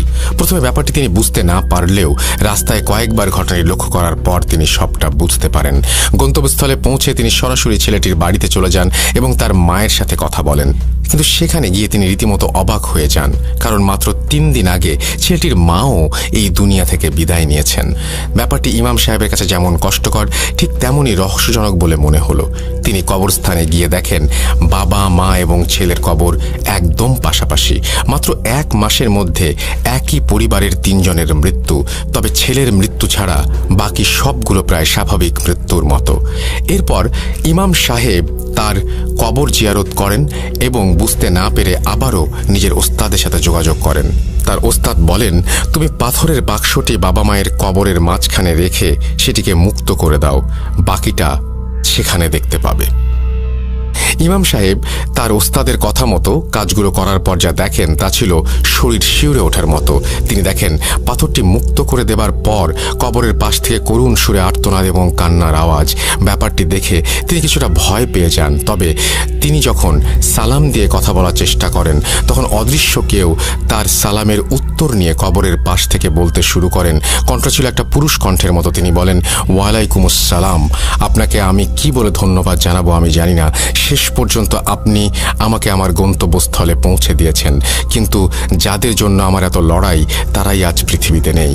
এটা বলে আবারও চাপা সুরে কান্নার আওয়াজ। ইমাম সাহেব কিছু কথা বলে তাকে সান্ত্বনা দেওয়ার চেষ্টা করেন এবং জিজ্ঞেস করেন আসলে তিনি কে এবং তাদের সাথে কি সম্পর্ক। কিছুক্ষণ পর সেই অদৃশ্য পুরুষ কণ্ঠ নাম বলে আর বলতে থাকে, আমি একজন জিন। এই নীল পাথরটি আমার বাসস্থান। আমাকে আমার গুরু এই 3 জনের সেবায় নিয়োজিত করেছিলেন। তারা ছিলেন অত্যন্ত ভালো মানুষ। মূলত আমার বাবা ছিলেন ওনাদের পূর্বপুরুষের রক্ষক। বংশ পরম্পরায় আমার কাঁধেও ওনাদের রক্ষার দায়িত্ব পড়ে। আমি অনেক চেষ্টা করেছি তাদেরকে রক্ষা করার, কিন্তু কিছু বিশ্বাসঘাতকের কারণে আজ সব হারাতে হলো, এমনকি এই পরিবারটাকেও। ইমাম সাহেব সবটা শুনে সেই বিশ্বাসঘাতকের ব্যাপারে জানতে চাইলে সেই জিনটি তার কাছ থেকে 3 দিনের সময় চেয়ে নেয় এবং বলে সেই বিশ্বাসঘাতকদের ইমাম সাহেবের মাধ্যমে সে সবার সামনে নিয়ে আসতে চায়। ইমাম সাহেব বাড়ি ফিরে যাওয়ার আগে সেই জিনটি একটি নির্দিষ্ট জায়গায় পাথরটি রেখে আসতে বলেন এবং ইমাম সাহেব জিনটির কথা মতো কাজ করে বাড়িতে ফিরে যান। প্রথম দিন কোনো সমস্যা দেখা না দিলেও তৃতীয় দিন রাতে ইমাম সাহেব একটি স্বপ্ন দেখেন। তিনি দেখেন সামনে একজন নীল শাড়ি পরিহিত মহিলা এবং কালো পাঞ্জাবি পরিহিত পুরুষ দাঁড়িয়ে আছে। তাদের চেহারা একদম অস্পষ্ট। তিনি দেখলেন সেই দুইজন ব্যক্তি কাকে যেন জোর করে ফাঁসিতে ঝুলিয়ে দিয়ে অট্ট হাসি হাসতে হাসতে চলে গেলেন। এরপর ঠিক ফজরের আজানের সময় তার ঘুম ভেঙে যায় এবং তিনি আল্লাহর কাছে এই ধরনের বাজে স্বপ্ন থেকে মুক্তি চেয়ে বাঁ পাশে 3 বার থুতু ফেলেন। দিনটা বেশ ভালোই কাটছিল। ওই দিন সন্ধ্যা 6:30টার দিকে তিনি মাগরিবের নামাজ পড়িয়ে বাড়ি ফেরার পথে পেছন থেকে একজনের সালাম শুনে দাঁড়িয়ে পড়েন। কণ্ঠস্বর বেশ পরিচিত। তিনি বুঝতে পারেন সেই নীল পাথরের ভেতরে থাকা জিন। আজ 3 দিন পূর্ণ হওয়ায় সে সেই বিশ্বাসঘাতককে ধরিয়ে দিতে এসেছে। কিন্তু প্রথমে জিনটি বলে ওঠে, হুজুর, একটি দুঃসংবাদ আছে। সেই ডোম আজ ভোর রাতে মারা গিয়েছে। সিলিং ফ্যানের সাথে তার লাশ এখনো ঝুলছে। এটা শুনে ইমাম সাহেবের ভোর রাতের স্বপ্নের ব্যাপারটা মনে পড়ে যায়। তিনি হম্বিতম্বি করে বাড়ি গিয়ে পুলিশকে ফোন করে সবটা জানায় এবং পুলিশ সেই ডোমের লাশ উদ্ধার করে। কিন্তু তদন্তের সময় পুলিশ ইমাম সাহেবকে দোষী ভেবে বসে, কারণ সেই এলাকায় কেউই ডোমের মৃত্যুর ব্যাপারটা জানে না। কিন্তু ইমাম সাহেব এত দূর থেকে সবটা কিভাবে জেনে গেলেন? তারা ইমাম সাহেবকে গ্রেপ্তার করে থানায় নিয়ে গেলেও অনেক তথ্য আর অলৌকিক ঘটনার বর্ণনা দিয়ে তিনি পুলিশের কাছে একটি ফাঁকা রুমে একা থাকার অনুমতি এবং কিছুটা সময় চেয়ে নেন। পুলিশ সবটা শোনার পর তার নিজেকে প্রমাণের জন্য একটি শেষ সুযোগ দেন এবং একটি কক্ষে একা রেখে আসে। ইমাম সাহেব সেই কক্ষে যাবার পর আসন বসিয়ে জিনটিকে ডাকেন এবং বিশ্বাসঘাতকদের ব্যাপারে জানতে চান। এবার জিনটি বলতে থাকে, এই সব কিছুর পেছনে দায়ী হচ্ছে 16-17 বছর বয়সী ছেলেটির চাচা চাচি। তারাই আমাকে বন্দি করেছে আর তারাই আমাকে মেরেছে। তারা চেয়েছিল আমাকে বন্দি করে অসৎ কাজে ব্যবহার করবে, কিন্তু আল্লাহর অশেষ রহমতে আমি বেঁচে গিয়েছি। ওই চাচা চাচি সবাইকে মেরে স্বার্থ হাসিলের পর গা ঢাকা দেওয়ার জন্য ওই ছেলের বাড়িটিই বেছে নিয়েছে। আপনি যত তাড়াতাড়ি সম্ভব পুলিশের সাহায্য নিয়ে তাদের আটক করুন, নয়তো তারা আরও মানুষের ক্ষতি করবে।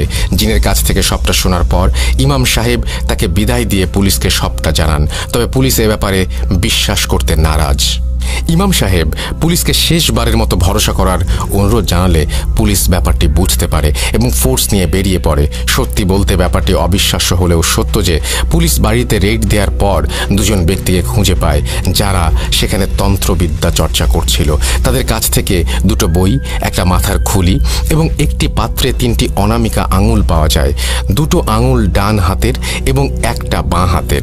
পুলিশ সবকিছু সংগ্রহ করে তাদের আটকের পর ফিরে এলে ইমাম সাহেবের মাধ্যমে আস্তে আস্তে সব রহস্য উন্মোচিত হতে থাকে। সেই চাচা চাচির কাছ থেকে শোনা ঘটনার প্রতিটি অংশ গায়ে কাঁটা দেওয়ার মতো। মানুষ এতটা জঘন্য হতে পারে তা কল্পনারও বাইরে। চাচাচি ইমাম সাহেব এবং পুলিশের কাছে ঘটনাটি যেভাবে বলেছিলেন আমিও ঠিক সেভাবে লেখা শুরু করছি। চাচা, আমি তখন অনেক ছোট, পরিবারের সবচেয়ে ছোট সদস্য হওয়ায় আদরের পরিমাণটা বেশি হলেও কোনো উপহার বা আবদার পূরণের দিক দিয়ে সবার কাছে বড় ভাইয়ের কদর ছিল বেশি। আমাদের 2 ভাইয়ের মধ্যে বড় ভাইকে আব্বা সবচেয়ে বেশি ভালোবাসতেন। ভাই যা চাইতেন আব্বা তাই দিতেন, কিন্তু আমার ক্ষেত্রে এমনটা ছিল না। তাই ছোট থেকে আমার মনে একটা ক্ষোভ জমতে থাকে। বড় ভাইকে এতটা আদর যত্ন করার মূল কারণ হলো নীল পাথরের উত্তরাধিকারী। নীল পাথর হচ্ছে আমাদের পরিবারের রক্ষা কবচ। আমার দাদু একটা সময় জিন পালতেন এবং তাদের অনেকভাবে সাহায্য করতেন বিধায় উপহার স্বরূপ প্রতিটি প্রজন্মের রক্ষী হিসেবে একজন জিন পেয়ে থাকেন। আমার বাবাও পেয়েছিলেন। এদিকে পরিবারের পরবর্তী প্রজন্মের সবার বড় হওয়ায় আমার বড় ভাই ছিল পরবর্তী জিনের মালিক। এ পর্যন্ত সব ঠিক ছিল, কিন্তু মৃত্যুর আগে তিনি সম্পত্তির কিছু অংশ আমাকে দিয়ে বাকিটা বড় ভাইকে দিয়ে দিলেন। তার ধারণা ছিল যেহেতু তার মৃত্যুর পর বড় ভাই আমার দেখাশোনা করবেন, সেহেতু সম্পত্তির বড় অংশটুকু তার কাছে থাক। কিন্তু ব্যাপারটি আমি একদমই মেনে নিতে পারিনি। আমি অনেকভাবে সম্পত্তি হাতানোর চেষ্টা করেছি, কিন্তু সেই নীল পাথরের জিনের কারণে সম্ভব হয়ে ওঠেনি। এরপর ভাইয়ের বিয়ে হয়, একটা ছেলে সন্তানও হয়। এরপর আমারও বিয়ে হয়। বিয়ের পর আমার স্ত্রীকে দেখতাম সে বিভিন্ন মন্ত্র পড়ে অসুস্থ মানুষকে সুস্থ করে তুলত। তাই আমিও তার কাছ থেকে বিষয়গুলো শুনে আগ্রহী হয়ে শিখতে থাকি। একটা সময় আমরা দুজনই কবিরাজি শুরু করে দেই এবং শক্তিশালী মন্ত্র শিখে চর্চা করতে থাকি। এদিকে আমার ভাতিজাও বড় হতে থাকে এবং আবারও সম্পত্তি পাওয়ার আশা শেষ হতে থাকে, কারণ আমার কোনো ছেলে মেয়ে নেই। সম্পত্তি এবং নীল পাথরের ভাগিদার সে একাই। তাই এই ব্যাপারে আমি আমার স্ত্রীর সাথে আলোচনা করলে সে ভাতিজাকে আমাদের দোকানে নিয়ে আসতে বলে। সেখান থেকে আমরা কবিরাজির মাধ্যমে মানুষকে সুস্থ করে দিতাম।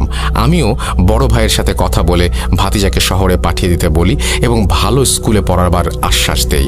বড় ভাই আমাকে বিশ্বাস করে ভাতিজাকে পাঠিয়ে দিলে আমি রোজ স্কুল শেষে তাকে দোকানে নিয়ে বসাতাম এবং আমাদের কাজগুলো দেখিয়ে তাকে আকৃষ্ট করার চেষ্টা করতাম। এমনই একদিন আমাদের পরিকল্পনায় আমরা সফল হই। আমার ভাতিজা মন্ত্র পাঠ করে অলৌকিকভাবে মানুষকে সুস্থ করার বিষয়ে অনেকটা আগ্রহী হয়ে যায় এবং আমাদের কাছে কবিরাজি শিখতে চায়। এটাই ছিল আমাদের মোক্ষম সুযোগ। কাজ শেখানোর নাম করে কিছুদিন পর আমরা তাকে নিয়ে 3 দিনের জন্য গোসল করতে মানা করে দেই এবং ঘরের লাইট বন্ধ করে দরজা আটকে বসে থাকতে বলি, আর ওর বাবা মায়ের সাথে কথা বলতে মানা করে দেই। আমাদের মূল উদ্দেশ্য ছিল ওর ওপর জিনের আসর করিয়ে ওর নামের সম্পত্তিগুলো অন্যদের নামে লিখিয়ে নেয়া। কিন্তু 3 দিন কেটে যাওয়ার পরেও আমাদের তন্ত্রবিদ্যায় কোনো কাজই হচ্ছিল না। এটা দেখে আমরা দুজন বেশ অবাক হয়ে যাই। আমরা বিষয়টি ভেবে কোনো কুল কিনারা করতে পারছিলাম না, কারণ এই নিয়মে চললে জিনের আসর থেকে বাঁচা সম্ভব নয়। তাহলে ও কিভাবে বেঁচে গেল? এটা ভাবতে ভাবতেই আমার মনে একটা প্রশ্ন জাগে, আচ্ছা, নীল পাথরটা ওর কাছে নেই তো? কথাটি ভেবে আমার বুকটা কেঁপে ওঠে। তাই পরের দিন সকালে ও স্কুলে চলে গেলে আমি আর আমার স্ত্রী পুরো ঘর তন্ন তন্ন করে খুঁজে ওর আলমারির ওপরে একটা বাক্সে নীল পাথরটা খুঁজে পাই। ব্যাস, আর কি চাই? এতদিনে আমাদের সব স্বপ্ন, সব ইচ্ছে পূরণ হতে চলেছে। মনে মনে কথাগুলো ভাবতে ভাবতেই আমি পাথরটি নিয়ে বেরিয়ে পড়ি। এরপর প্রায় 1 সপ্তাহের চেষ্টায় আমরা পাথরটির ভেতরে থাকা জিনকে কাবু করতে সক্ষম হই এবং তাকে নিজের বশে এনে কুফরি করতে করতে রক্ষক থেকে ভক্ষকে পরিণত করে দেই। ওকে এমনভাবে কুফরি করা হয়েছিল যে ওর নিজের প্রতি আর ওর নিজের কোনো কন্ট্রোল ছিল না। আমরা ওকে পাথরে আটকে পাথরটি অদৃশ্য করে আবার ভাতিজার পানির বোতলে ঢুকিয়ে দেই। আমাদের মূল পরিকল্পনা ভাতিজাকে এনে সম্পত্তি লিখিয়ে নেয়া এবং পাথরটি চুরি হলেও এতে করে আমাদের ফেঁসে যাওয়ার সম্ভাবনা আছে। আমি পাথরটির ওপর কুফরি কালাম করে ওটার মাধ্যমে ভাতিজাকে মেরে ফেলার সিদ্ধান্ত নেই। এতে করে তার মৃত্যুতে আমাদের ওপর কোনো সন্দেহ আসবে না এবং ভাইয়ের সম্পত্তির ভাগটাও একটা সময় আমাদের কাছেই চলে আসবে। যেই ভাবা সেই কাজ। কুফরি করা পানি খেয়ে রাস্তার মাঝে পাথরটি ভাতিজার গলায় আটকে যায় এবং দম বন্ধ হয়ে যায়। এরপরের ঘটনাগুলো আপনারা সবাই জানেন। তবে আমরা এতদিন লুকিয়েছিলাম না। আমরা ভাইয়ের বাড়ির আশেপাশেই ছিলাম এবং তাদের কুফরি করা পানি খাইয়ে আমাদের কথা ভুলিয়ে রেখেছিলাম, যাতে করে আমাদের ব্যাপারে পুলিশকে জানাতে না পারে। ভাতিজা মারা যাবার দিন রাতে হসপিটালে আমি শুধু অ্যাম্বুলেন্স চালক আর ডাক্তারকে দেখেছিলাম। সেই মুহূর্তে আমার উদ্দেশ্য ছিল নীল পাথর খুঁজে পাওয়া, কিন্তু অনেক চেষ্টার পরেও আমি কোনো খোঁজ পাইনি। তাই ডাক্তারের রুমালটা আমি চুরি করে নেই এবং সেটার মাধ্যমে সেই রাতেই আমি তাকে কালো জাদু করি। আর অ্যাম্বুলেন্সের চালককে কালো জাদু করার জন্য আমি জিনকে আমার স্ত্রীর সাথে পাঠিয়ে দেই রাস্তায় গাড়ি থামিয়ে কোনো কিছু সংগ্রহ করার জন্য। সেই রাতে অ্যাম্বুলেন্সের চালক যে দুজনকে দেখেছিল তাদের মধ্যে নীল শাড়ি পরা মহিলাটি ছিল আমার স্ত্রী, আর পুরুষ বেশে ছিল একজন জিন, যেটা তাকে দ্রুত সময় রাস্তা পার করতে সাহায্য করছিল। ওই দিনই আমার স্ত্রী কোনো এক বইয়ে পড়েছিল, যদি একই পরিবারের সকলের মৃত্যুর পর ছেলেদের ডান হাত এবং মেয়েদের বাম হাতের অনামিকা আঙুল কেটে নিয়ে আসা হয় তাহলে ক্ষমতা দ্বিগুণ বেড়ে যাবে। তাই ওই রাতে আমার স্ত্রী অ্যাম্বুলেন্সের পেছনের থেকে চালকের শার্টের একটা অংশ, ভাতিজার ডান হাতের অনামিকার আঙুল আর ডান পায়ের রক্ত নিয়ে আসে। এরপর আমরা একে একে ডাক্তার এবং অ্যাম্বুলেন্স চালককে কালো জাদু করি। কালো জাদুর মূল উদ্দেশ্য ছিল যখন কারো সাথে কথা বলবো তখন তাদের মাধ্যমে আমরা সেই ব্যক্তির সব তথ্য সংগ্রহ করতে পারবো। এটাকে আমরা নীল পাথর খোঁজার একটি মাধ্যম বানিয়ে ফেলেছিলাম। এভাবে অনেক চেষ্টা করে প্রায় 2 সপ্তাহ পর অ্যাম্বুলেন্স চালক মেডিকেলে আসে এবং ডাক্তারের সাথে কথা বলে। তখন ডোমের সাথে তাদের দেখা হয় এবং সেই সময় আমি জানতে পারি ডোম নীল পাথরটি চুরি করেছে। তাই ওই দিনের পর ডাক্তার এবং অ্যাম্বুলেন্স চালকের ওপর থেকে কালো জাদুর প্রভাবটি কাটিয়ে ডোমের ওপর জাদু করা হয় পাথরটা ফিরিয়ে আনার জন্য। কিন্তু এখানে একটি সমস্যা দেখা দেয়। ভাতিজার মৃত্যুর পর জাদুর প্রভাব কেটে যাওয়ায় নীল পাথরে থাকা জিনটি নিজের ক্ষমতা ফিরে পায়, কিন্তু তার পক্ষে একা চলাচল করা অসম্ভব ছিল। তাই আমি যখনই ডোমের স্বপ্নে গিয়ে পাথর ফিরিয়ে দেওয়ার কথা বলতাম, তখন পাথরের ওই জিনটি অন্য রূপ ধরে তার কাছে গিয়ে পাথর ফিরিয়ে দিতে মানা করত। স্বপ্নে বারবার পাথরের কথা উল্লেখ করা হতো ঠিকই, কিন্তু ঘুম ভাঙার পর নীল পাথরের জিনের প্রভাবে স্বপ্নের সব কথা মনে থাকলেও পাথরের কথাটা মনে থাকতো না। আমরা তাকে অনেকভাবে ভয় দেখিয়ে তার স্ত্রী মেয়েকে মেরে এবং তাকে নানা রকমের হুমকি দিয়েও পাথরটি নিতে চেয়েছিলাম, কিন্তু সফল করতে পারিনি। এভাবে আমরা যখন সফল হতে পারছিলাম না, তখন শক্তি বৃদ্ধির জন্য আমরা আমার ভাবিকে মারার সিদ্ধান্ত নেই। আমার ভাইকে মেরেছিলাম অনেক আগেই। পাথরের খোঁজ করতে অনামিকা আঙুলের প্রয়োজন অনুভব করায় আমার বড় ভাইকে আগেই সরিয়ে দিয়েছি। এবার পাথরটা নিজের কাছে আনার জন্য শেষ ব্যক্তি ছিল ভাবি। তাই একদিন সুযোগ বুঝে আমাদের পোষা জিনের মাধ্যমে ভাবিকেও সরিয়ে দেই এবং বাঁ হাতের অনামিকা আঙুলটি কেটে নিই। আমরা প্রতিটা অনুষ্ঠানে উপস্থিত থাকতাম যেন কেউ আমাদের সন্দেহ না করে, আর আঙুল নেয়ার পর এমনভাবে প্রলেপ লাগিয়ে দেয়া হতো সেটা খালি চোখে দেখলে কেউ ধরতে পারবে না। এভাবে আমরা আমাদের স্বার্থ হাসিলের একদম শেষ পর্যায়ে চলে এসেছিলাম এবং সেই বাড়িতেই থাকতে শুরু করেছিলাম। তবে এই বাড়িতে থাকার ব্যাপারটি কেউ জানতো না। এত চেষ্টার পরেও শেষ মুহূর্তে নীল পাথর থেকে জিন মুক্ত হয়ে যাওয়ার কারণে সব গোলমাল হয়ে যায়। পাথরটি খুঁজে পেতে শেষবারের মতো চেষ্টা করতে বসেছিলাম ঠিকই, কিন্তু ধর্মের কাছে আমরা হার মেনে যাই। এটা ছিল সেই ছেলেটির চাচা চাচির দেয়া বয়ান এবং ঘটনার চতুর্থ এবং শেষ অংশ। কিন্তু সবচেয়ে আশ্চর্যের বিষয়, মাত্র 2 দিনের মাথায় জেলের ভেতর তাদের দুজনকে মৃত অবস্থায় পাওয়া যায়। ভেতরে গিয়ে দেখা যায় তাদের দুজনেরই মাথা বাদে শরীরের প্রত্যেকটি অঙ্গ মুচড়িয়ে উল্টো করে রাখা। এই অলৌকিক ব্যাপারটা এবং একই পরিবারের 3 জনের রহস্যজনক মৃত্যুর খবরটা প্রকাশ পাওয়ার আগ মুহূর্তে তাদের দুজনের মৃত্যু পুলিশকে নাড়া দিয়ে দেয়। কারণ জেলে থাকা অবস্থায় দুজনের আকস্মিক মৃত্যুর দায়ভার তাদের ওপরেই বর্তায়। তাই নিজেদের সেফটির জন্য তারা এটিকে সুইসাইড বলে চালিয়ে দেয়। ঘটনাটি মূলত এইটুকুই ছিল। এটা আমার কাছে আজও অবিশ্বাস্য বলে মনে হলেও ধর্মের বিশ্বাসে অসম্ভব কিছুই নেই। আমি উৎপল ভাইয়ের কাছ থেকে ঘটনা শোনার পর সেই হুজুরের সাথে দেখা করেছি এবং অ্যাম্বুলেন্স চালকের সাথেও ফোনে কথা বলেছি, তাই একটু হলেও ভরসা করতে পারি। আর হ্যাঁ, আপনাদের জন্য আরও একটা সারপ্রাইজ আছে। নীল পাথর থেকে জিন মুক্তির পর সেই জিন উপহার হিসেবে হুজুরকে পাথরটা দিয়ে গিয়েছে। হুজুরের কাছে এখনও সেই পাথরটি আছে।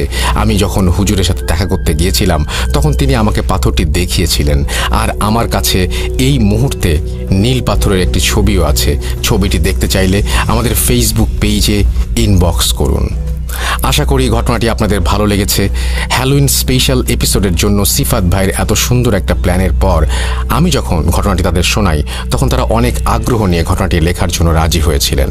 তাই আমি আবারও তানভীর তুষার, সাবিত আলম আর সিফাত ভাইকে মন থেকে শুকরিয়া জানাচ্ছি। আজ এ পর্যন্তই। সবাই ভালো থাকবেন, সুস্থ থাকবেন, মোস্ট ইম্পর্টেন্টলি ভূত.com-এর সাথে থাকবেন। সবাইকে আবারও হ্যালোইনের শুভেচ্ছা। আসসালামু আলাইকুম। Spirit, be here with me.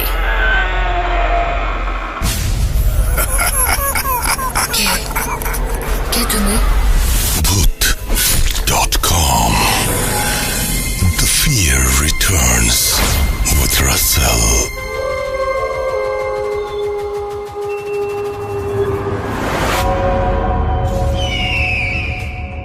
প্রিয় লিসেনার্স, এই মুহূর্তে যে ঘটনাটি আমি আপনাদের সাথে শেয়ার করব, এই ঘটনাটি শোনার সময় আমি আশাবাদী, খুবই আশাবাদী যে আপনারা একদম গ্রামের সত্য ঘটনার যে রিয়েল ফিলিংস আপনার সেইটা উপলব্ধি করতে পারবেন। এই ঘটনাটি একদম গ্রামের একটি ঘটনা। ঘটনাটির সময় 1980 সাল। ঘটনাটি আমাকে পাঠিয়েছেন মাশফিক ভাই।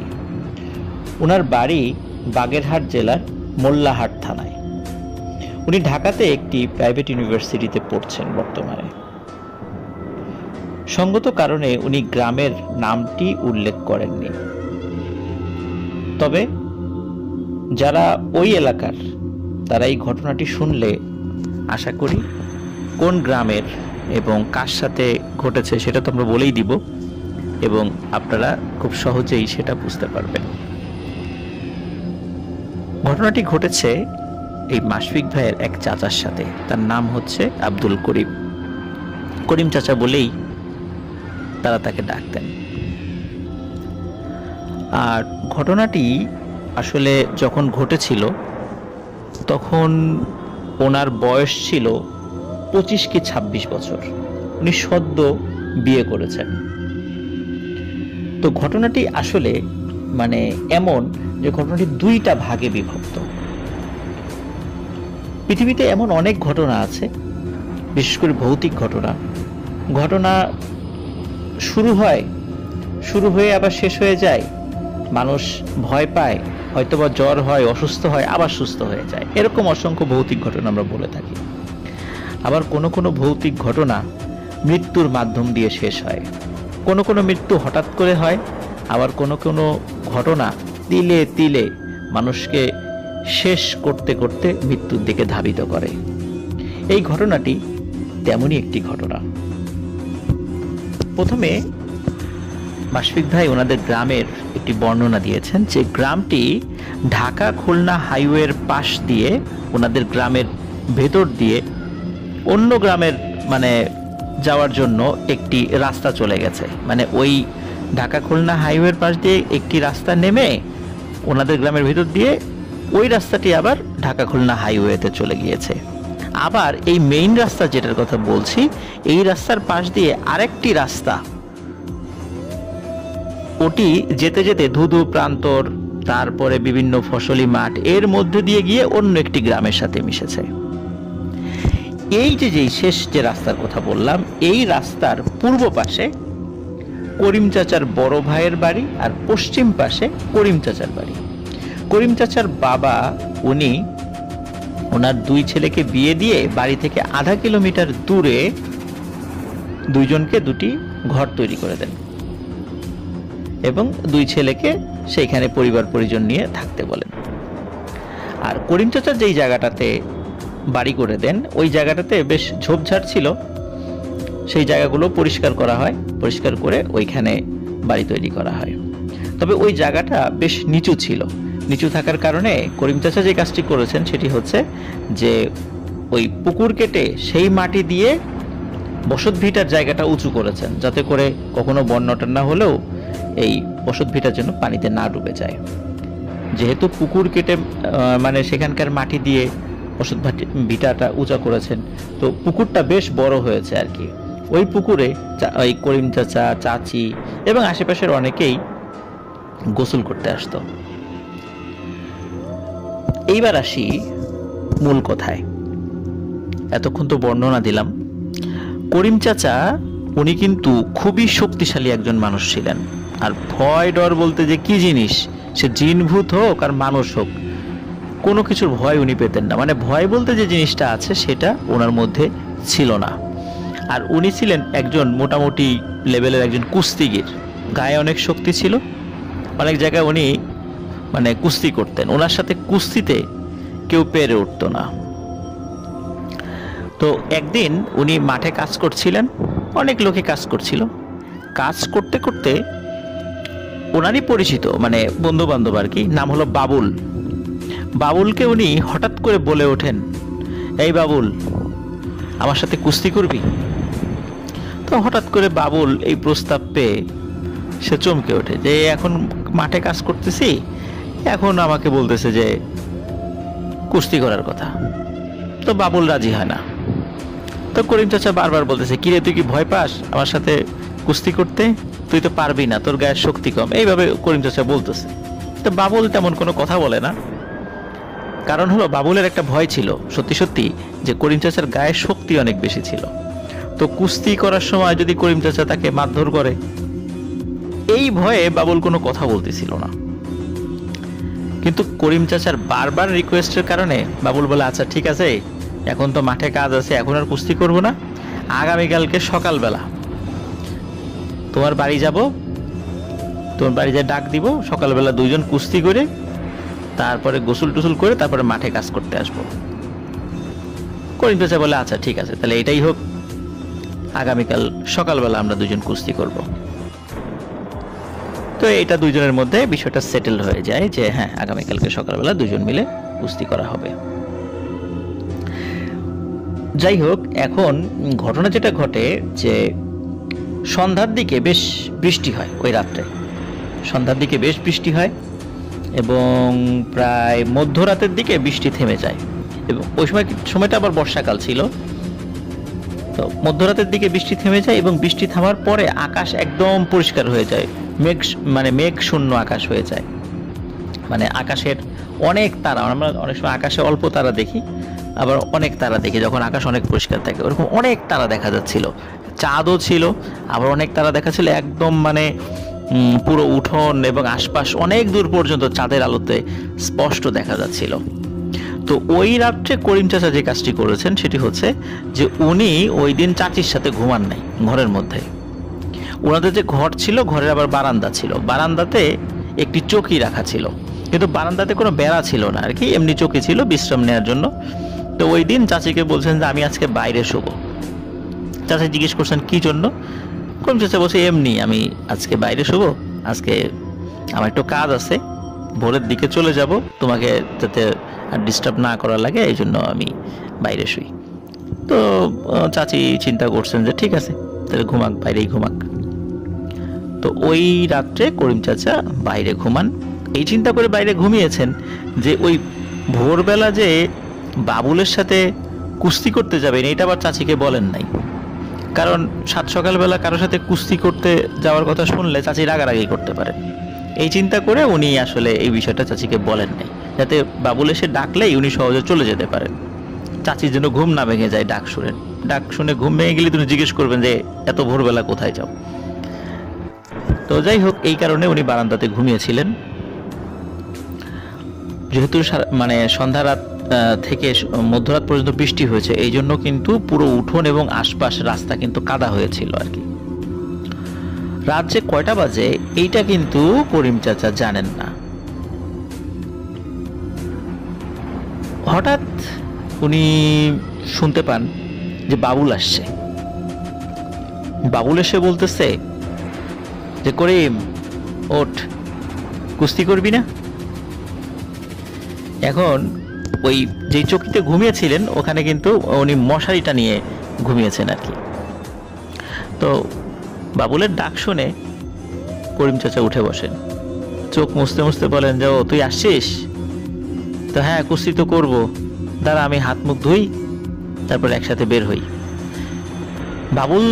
বাবুলের ডাক শুনে ওনার ঘুম ভেঙে গেলেও মানে করিম চাচা কিন্তু এতটুকু চিন্তা করতে পারেন নাই যে আসলে এখন কয়টা বাজে। উনি চিন্তা করেছেন হয়তো ফজরের আজান হয়ে গেছে, এখনই ভোর হবে, এরকমটা চিন্তা করেছেন। তো করিম চাচা যখন মশারির থেকে বাইরে বের হতে যাবেন, মানে চৌকি থেকে বাইরে বের হতে যাবেন, হঠাৎ করে ওই বাবুল বাঘের মতো ওই মশারির উপরেই করিম চাচার উপরে আক্রমণ করে বসে। করিম চাচা আকস্মিক এই আক্রমণে মানে হতভম্ব হয়ে পড়েন যে কি ব্যাপার, বাবুল আমার বাড়িতে এসে এইভাবে আমার উপর আক্রমণ করে বসলো। বাবুল হঠাৎ করে এই করিম চাচার গায়ের উপরে বসে বলতেছে যে করিম, খুব তো শক্তির বাহাদুরি করতি, খুব তো নিজের ক্ষমতার উপর বড়াই করতি নিজের ক্ষমতাকে নিয়ে, আজ দেখবো কে জেতে আর কে হারে। তখনও কিন্তু করিম চাচা বুঝতে পারেনি যে আসলে উনি কি বিপদে পড়তে যাচ্ছেন। করিম চাচা তখন চিন্তা করতেছেন যে বাবুলের এত সাহস, আমার বাড়িতে এসে আমার বিছানার উপরে ধাপ করে বাঘের মতো হামলা করলো এবং আমাকেই হুঙ্কার দিচ্ছে সে, দাঁড়া আজকে দেখবো বাবুলের শক্তি বেশি না আমার শক্তি বেশি। যখনই বাবুলকে নিচে ফেলে দেওয়ার জন্য বাবুলকে জাপটে ধরেছেন, মানে নিচ থেকেই জাপটে ধরার সাথে সাথে করিম চাচা ভয় পেয়েছেন। করিম চাচা ফিল করতেছেন যে কি ব্যাপার, বাবুলের শরীরে এত লোম এবং অনেক বড় বড় লোম, মানে বন মানুষের মতো, আর শরীরটা অস্বাভাবিক রকমের শক্ত। এটা তো কোনো মানুষের শরীর হইতে পারে না, আর বাবুল তো এরকম না, আর এতটা অভদ্রও না যে সে আমাকে এইভাবে মানে কোনো কথাবার্তা ছাড়াই এরকম এসে আমার উপর হামলা করে বসবে। এটা তো বাবুল না। তখন করিম চাচা বারবার নিচ থেকে উপরে ওঠার চেষ্টা করতে থাকেন, কিন্তু কোনোভাবেই করিম চাচা নিজের সর্বশক্তি প্রয়োগ করেও উপরে উঠতে পারেন না। একটা পর্যায়ে বাবুল রূপী ওই প্রাণীটা, বা প্রাণী বলবো, কারণ অ্যাকচুয়ালি আসলে করিম চাচা ভালো করে দেখতে পাচ্ছিলেন না যে আসলে ওর চেহারাটা কেমন। উনি আসলে কোনো কিছু বুঝে ওঠার আগেই এই আক্রমণটা শুরু হয়ে যায়। তবে এতটুকু মানে শিওর হয়েছিলেন বাবুলের কণ্ঠ আর কি। ওই প্রাণীটা করিম চাচারকে জাপটে ধরে মানে ওই চৌকির উপর থেকে উঠানে নিয়ে গিয়ে ফেলে দেয়। ওখানে মানে যে ঘটনাটি ঘটে, যে চৌকির উপর যখন ছিল, চৌকির উপর থেকে নিচে পড়ে ঠাস করে যখন নিচে পড়ে গেছে, যদিও উঠানটা কর্দমাক্ত ছিল যেহেতু বৃষ্টি হয়েছে, তারপরেও করিম চাচা পিঠে বেশ ব্যথা পেয়েছিলেন। তারপর শুরু হয়ে যায় ধস্তাধস্তি। করিম চাচা এত চেষ্টা করছেন কিন্তু কোনোভাবেই তার সাথে পেরে উঠতেছেন না। যখন করিম চাচার শরীর থেকে শক্তি আস্তে আস্তে শেষ হয়ে যেতে থাকে, একটা সময় ওই জিনিসটি করিম চাচাকে বলে যে, করিম, আজকে তোকে পানিতে চুবিয়ে মারবো, তোর সকল জারিজুরি আজকেই শেষ, দেখি আজকে তোকে কে বাঁচায়। এই বলে করিম চাচার পা ধরে টানতে টানতে পুকুরের দিকে নিয়ে যাচ্ছে। কারণ করিম চাচার বাসা মানে বাড়ি এবং উঠান, এই উঠানের পাশেই পুকুর। আর শুরুতেই তো বলেছি যে ওই পুকুরের মাটি দিয়েই কিন্তু বসত ভিটাটা উঁচা করা হয়েছে এবং উঠানটা মানে রেডি করা হয়েছে আর কি। তো আস্তে আস্তে ওনাকে পুকুরের দিকে নিয়ে যাচ্ছে। করিম চাচা নিজের সর্বশক্তি প্রয়োগ করেও কোনোভাবেই নিজেকে থামাতে পারছিলেন না। আস্তে আস্তে পুকুরের দিকে নামিয়ে নিয়ে যাচ্ছে। এদিকে যে এত ঘটনা ঘটে যাচ্ছে, চাচির কিন্তু ঘুম ভাঙছে না। এই যে উঠানে ধপাস ধপাস শব্দ হচ্ছে কুস্তির, চাচির ঘুম ভাঙছে না। যখন আস্তে আস্তে পুকুরের দিকে নিয়ে যাচ্ছে, করিম চাচা বুঝতে পারে উনি পুকুরের পানি দেখছে, যে একদম পুকুরের পানির কাছে চলে আসছে। হঠাৎ দূর থেকে একটা সাউন্ড ভেসে আসে, সেটি হচ্ছে এই যে মাশফিক ভাইয়ের নানা। মাশফিক ভাইয়ের নানা আর আবার মাছ ধরার নেশা ছিল। উনি যে কাজটি করতেন সেটি হচ্ছে যে ফজরের আজানের আগে অনেক সময় ওই যে কোচ বা আমরা যে ট্যাটা বলি, এইটা নিয়ে মাঝে মাঝে বের হতেন, বের হয়ে মাছ ধরতেন। তো ওই রাত্রে উনি বের হয়েছিলেন, তখনও ফজরের আজান দেয়নি। তো হঠাৎ ওই করিম চাচার বাড়ির ওইখান থেকে, পুকুরের ওখান থেকে এক ধরনের গোঙানির আওয়াজ উনি শুনেছিলেন আর কি। ওই আওয়াজ শুনে চিন্তা করেন কি ব্যাপার, মানে পুকুর পাড়ে এইরকম গোঙানির আওয়াজ কিসের। ওই চিন্তা করে উনি কি করেছেন, ওই করিম চাচার পুকুরের দিকে চলে আসছেন। এসে দূর থেকে বলতেছে যে, এই করিম, কিরে তুই পুকুর পাড়ে কি করিস? তখন মানে মাশফিক ভাইয়ের নানা কিন্তু ওই জিনিসটাকে দেখেননি, বাবুল রূপী ওই জিনিসটাকে দেখেননি। তখন করিম চাচা শুনছেন যে ওই যে বাবুল রূপী ওই জিনিসটা করিম চাচাকে বলছে, করিম, আজকে তো তোর কিছু করতে পারলাম না, কিন্তু তোর সাথে আবার আমার দেখা হবে, আর ওই দিন যখন দেখা হবে তখন কিন্তু তুই আর বাঁচতে পারবি না। এই বলে সে চলে যায়। ওদিকে মাশফিক ভাইয়ের নানা করিম চাচার কাছে চলে আসে, দেখে যে তার সমস্ত শরীরে কাদা মেখে একাকার, তাকে চেনাই যায় না। আর বাড়ির উঠানটায় এমন অবস্থা হয়েছে যে মনে হচ্ছে যে কোনো বলদ দিয়ে সেখানে হাল চাষ করা হয়েছে, এমন একটা অবস্থা। কারণ বৃষ্টিতে কাদা হয়েছিল এমনিতেই উঠোন। উনি তাড়াতাড়ি করে চাচিকে ডাকেন, চাচি বের হয়ে আসে। করিম চাচাকে টেনে উপরে তোলা হয়, তাকে খুব ভালো করে মানে গোসল করানো হয়, ফ্রেশ করা হয়। চাচিকে যখন বলেন যে তুমি কিছুই টের পাও নাই, তখন চাচি বলছেন যে আমি এত গভীর ঘুমে কখনো ঘুমাই না, আমার ঘুম খুব হালকা, কিন্তু কেন জানি আজকে আমার এমন ঘুম আসছে আমি নিজেও বুঝতে পারছি না যে এত কিছু হয়ে গেল, আমার ঘুম কেন ভাঙলো না। এটাও একটা অদ্ভুত বিষয়। যাই হোক, পরবর্তীতে বাবুলের সাথে যোগাযোগ করা হয়। বাবুল বলে যে কই না তো, আমি তো সকালবেলা যাই নাই ওখানে।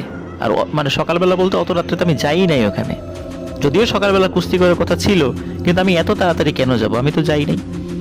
কিন্তু করিম চাচা নিজেও বুঝতে পেরেছিলেন বাবুল আসেনি, এসেছিল বাবুলের বেশে কেউ, আর তার সাথেই এই ভয়ানক ঘটনাটি ঘটেছে। প্রিয় লিসেনার্স, এই ঘটনা ঘটার পর থেকে করিম চাচা বেশ অনেক দিন অসুস্থ ছিলেন, অনেক দিন। আস্তে আস্তে উনি সুস্থ হন, কোনো ঝাড়ফুঁক উনি করেন নাই, এমনিতে উনি আস্তে আস্তে সুস্থ হয়ে গেছেন, এমনি নর্মাল ট্রিটমেন্ট করেছেন। কিন্তু ওই রাত্রে কুস্তির আগে ওনার শরীরে যেরকম শক্তি ছিল কুস্তি করার মতো, কাউকে হারিয়ে দেওয়ার মতো, এরপর থেকে ওনার শরীরের ওই শক্তিটা ছিল না। উনি পিঠে খুব ব্যথা পেয়েছিলেন, ওই যে চকি থেকে পড়ে গিয়েছিলেন বা ফেলে দেওয়া হয়েছিল তাকে, তো যার কারণে ওনার কিন্তু শরীরের ওই শক্তিটা আর ছিল না, উনি অনেক দুর্বল হয়ে পড়েছিলেন, শরীরটাও বেশ খানিকটা ভেঙে গিয়েছিল। কিন্তু ওনার সাহসের কিন্তু কোনো ঘাটতি হয়নি, ওনার সাহস কিন্তু আগের মতোই ছিল। যাই হোক প্রিয় লিসেনার্স, ঘটনা কিন্তু এখানেই শেষ নয়, ঘটনার আরো একটি ভয়ানক পার্ট এখনো বাকি, সেটি আমি আপনাদেরকে এখন বলতে যাচ্ছি। কারণ ওই ভয়ানক পিশাচটি করিম চাচাকে বলে গিয়েছিল, করিম তোর সাথে আমার আবার দেখা হবে, আর ওই দিনই হবে তোর জীবনের শেষ দিন। যাই হোক, এই 1980 সালের পরে 8 বছর পার হয়ে গেছে, তার মানে 1988 সাল। 1988 সালে যেই ভয়াবহ বন্যা হয়েছিল সারা দেশব্যাপী, এই ঘটনাটি ঘটেছে ঠিক এই বন্যা পরবর্তীকালে, কিন্তু সালটা 1988 সাল। করিম চাচার এক বোন আছে, এই বোনকে বিয়ে দিয়েছিলেন তিনি গোপালগঞ্জের পারকুশলী গ্রামে। গোপালগঞ্জের যে পারকুশলী গ্রামটা আছে, মানে মাঝখান দিয়ে একটা ছোট্ট নদী আছে, নদীর এই পাশে পারকুশলী গ্রাম আর অপর পাশে হলো কুশলী গ্রাম, পারকুশলী কুশলী। তো পারকুশলীতে ওনার বোনকে বিয়ে দিয়েছিলেন আর কি।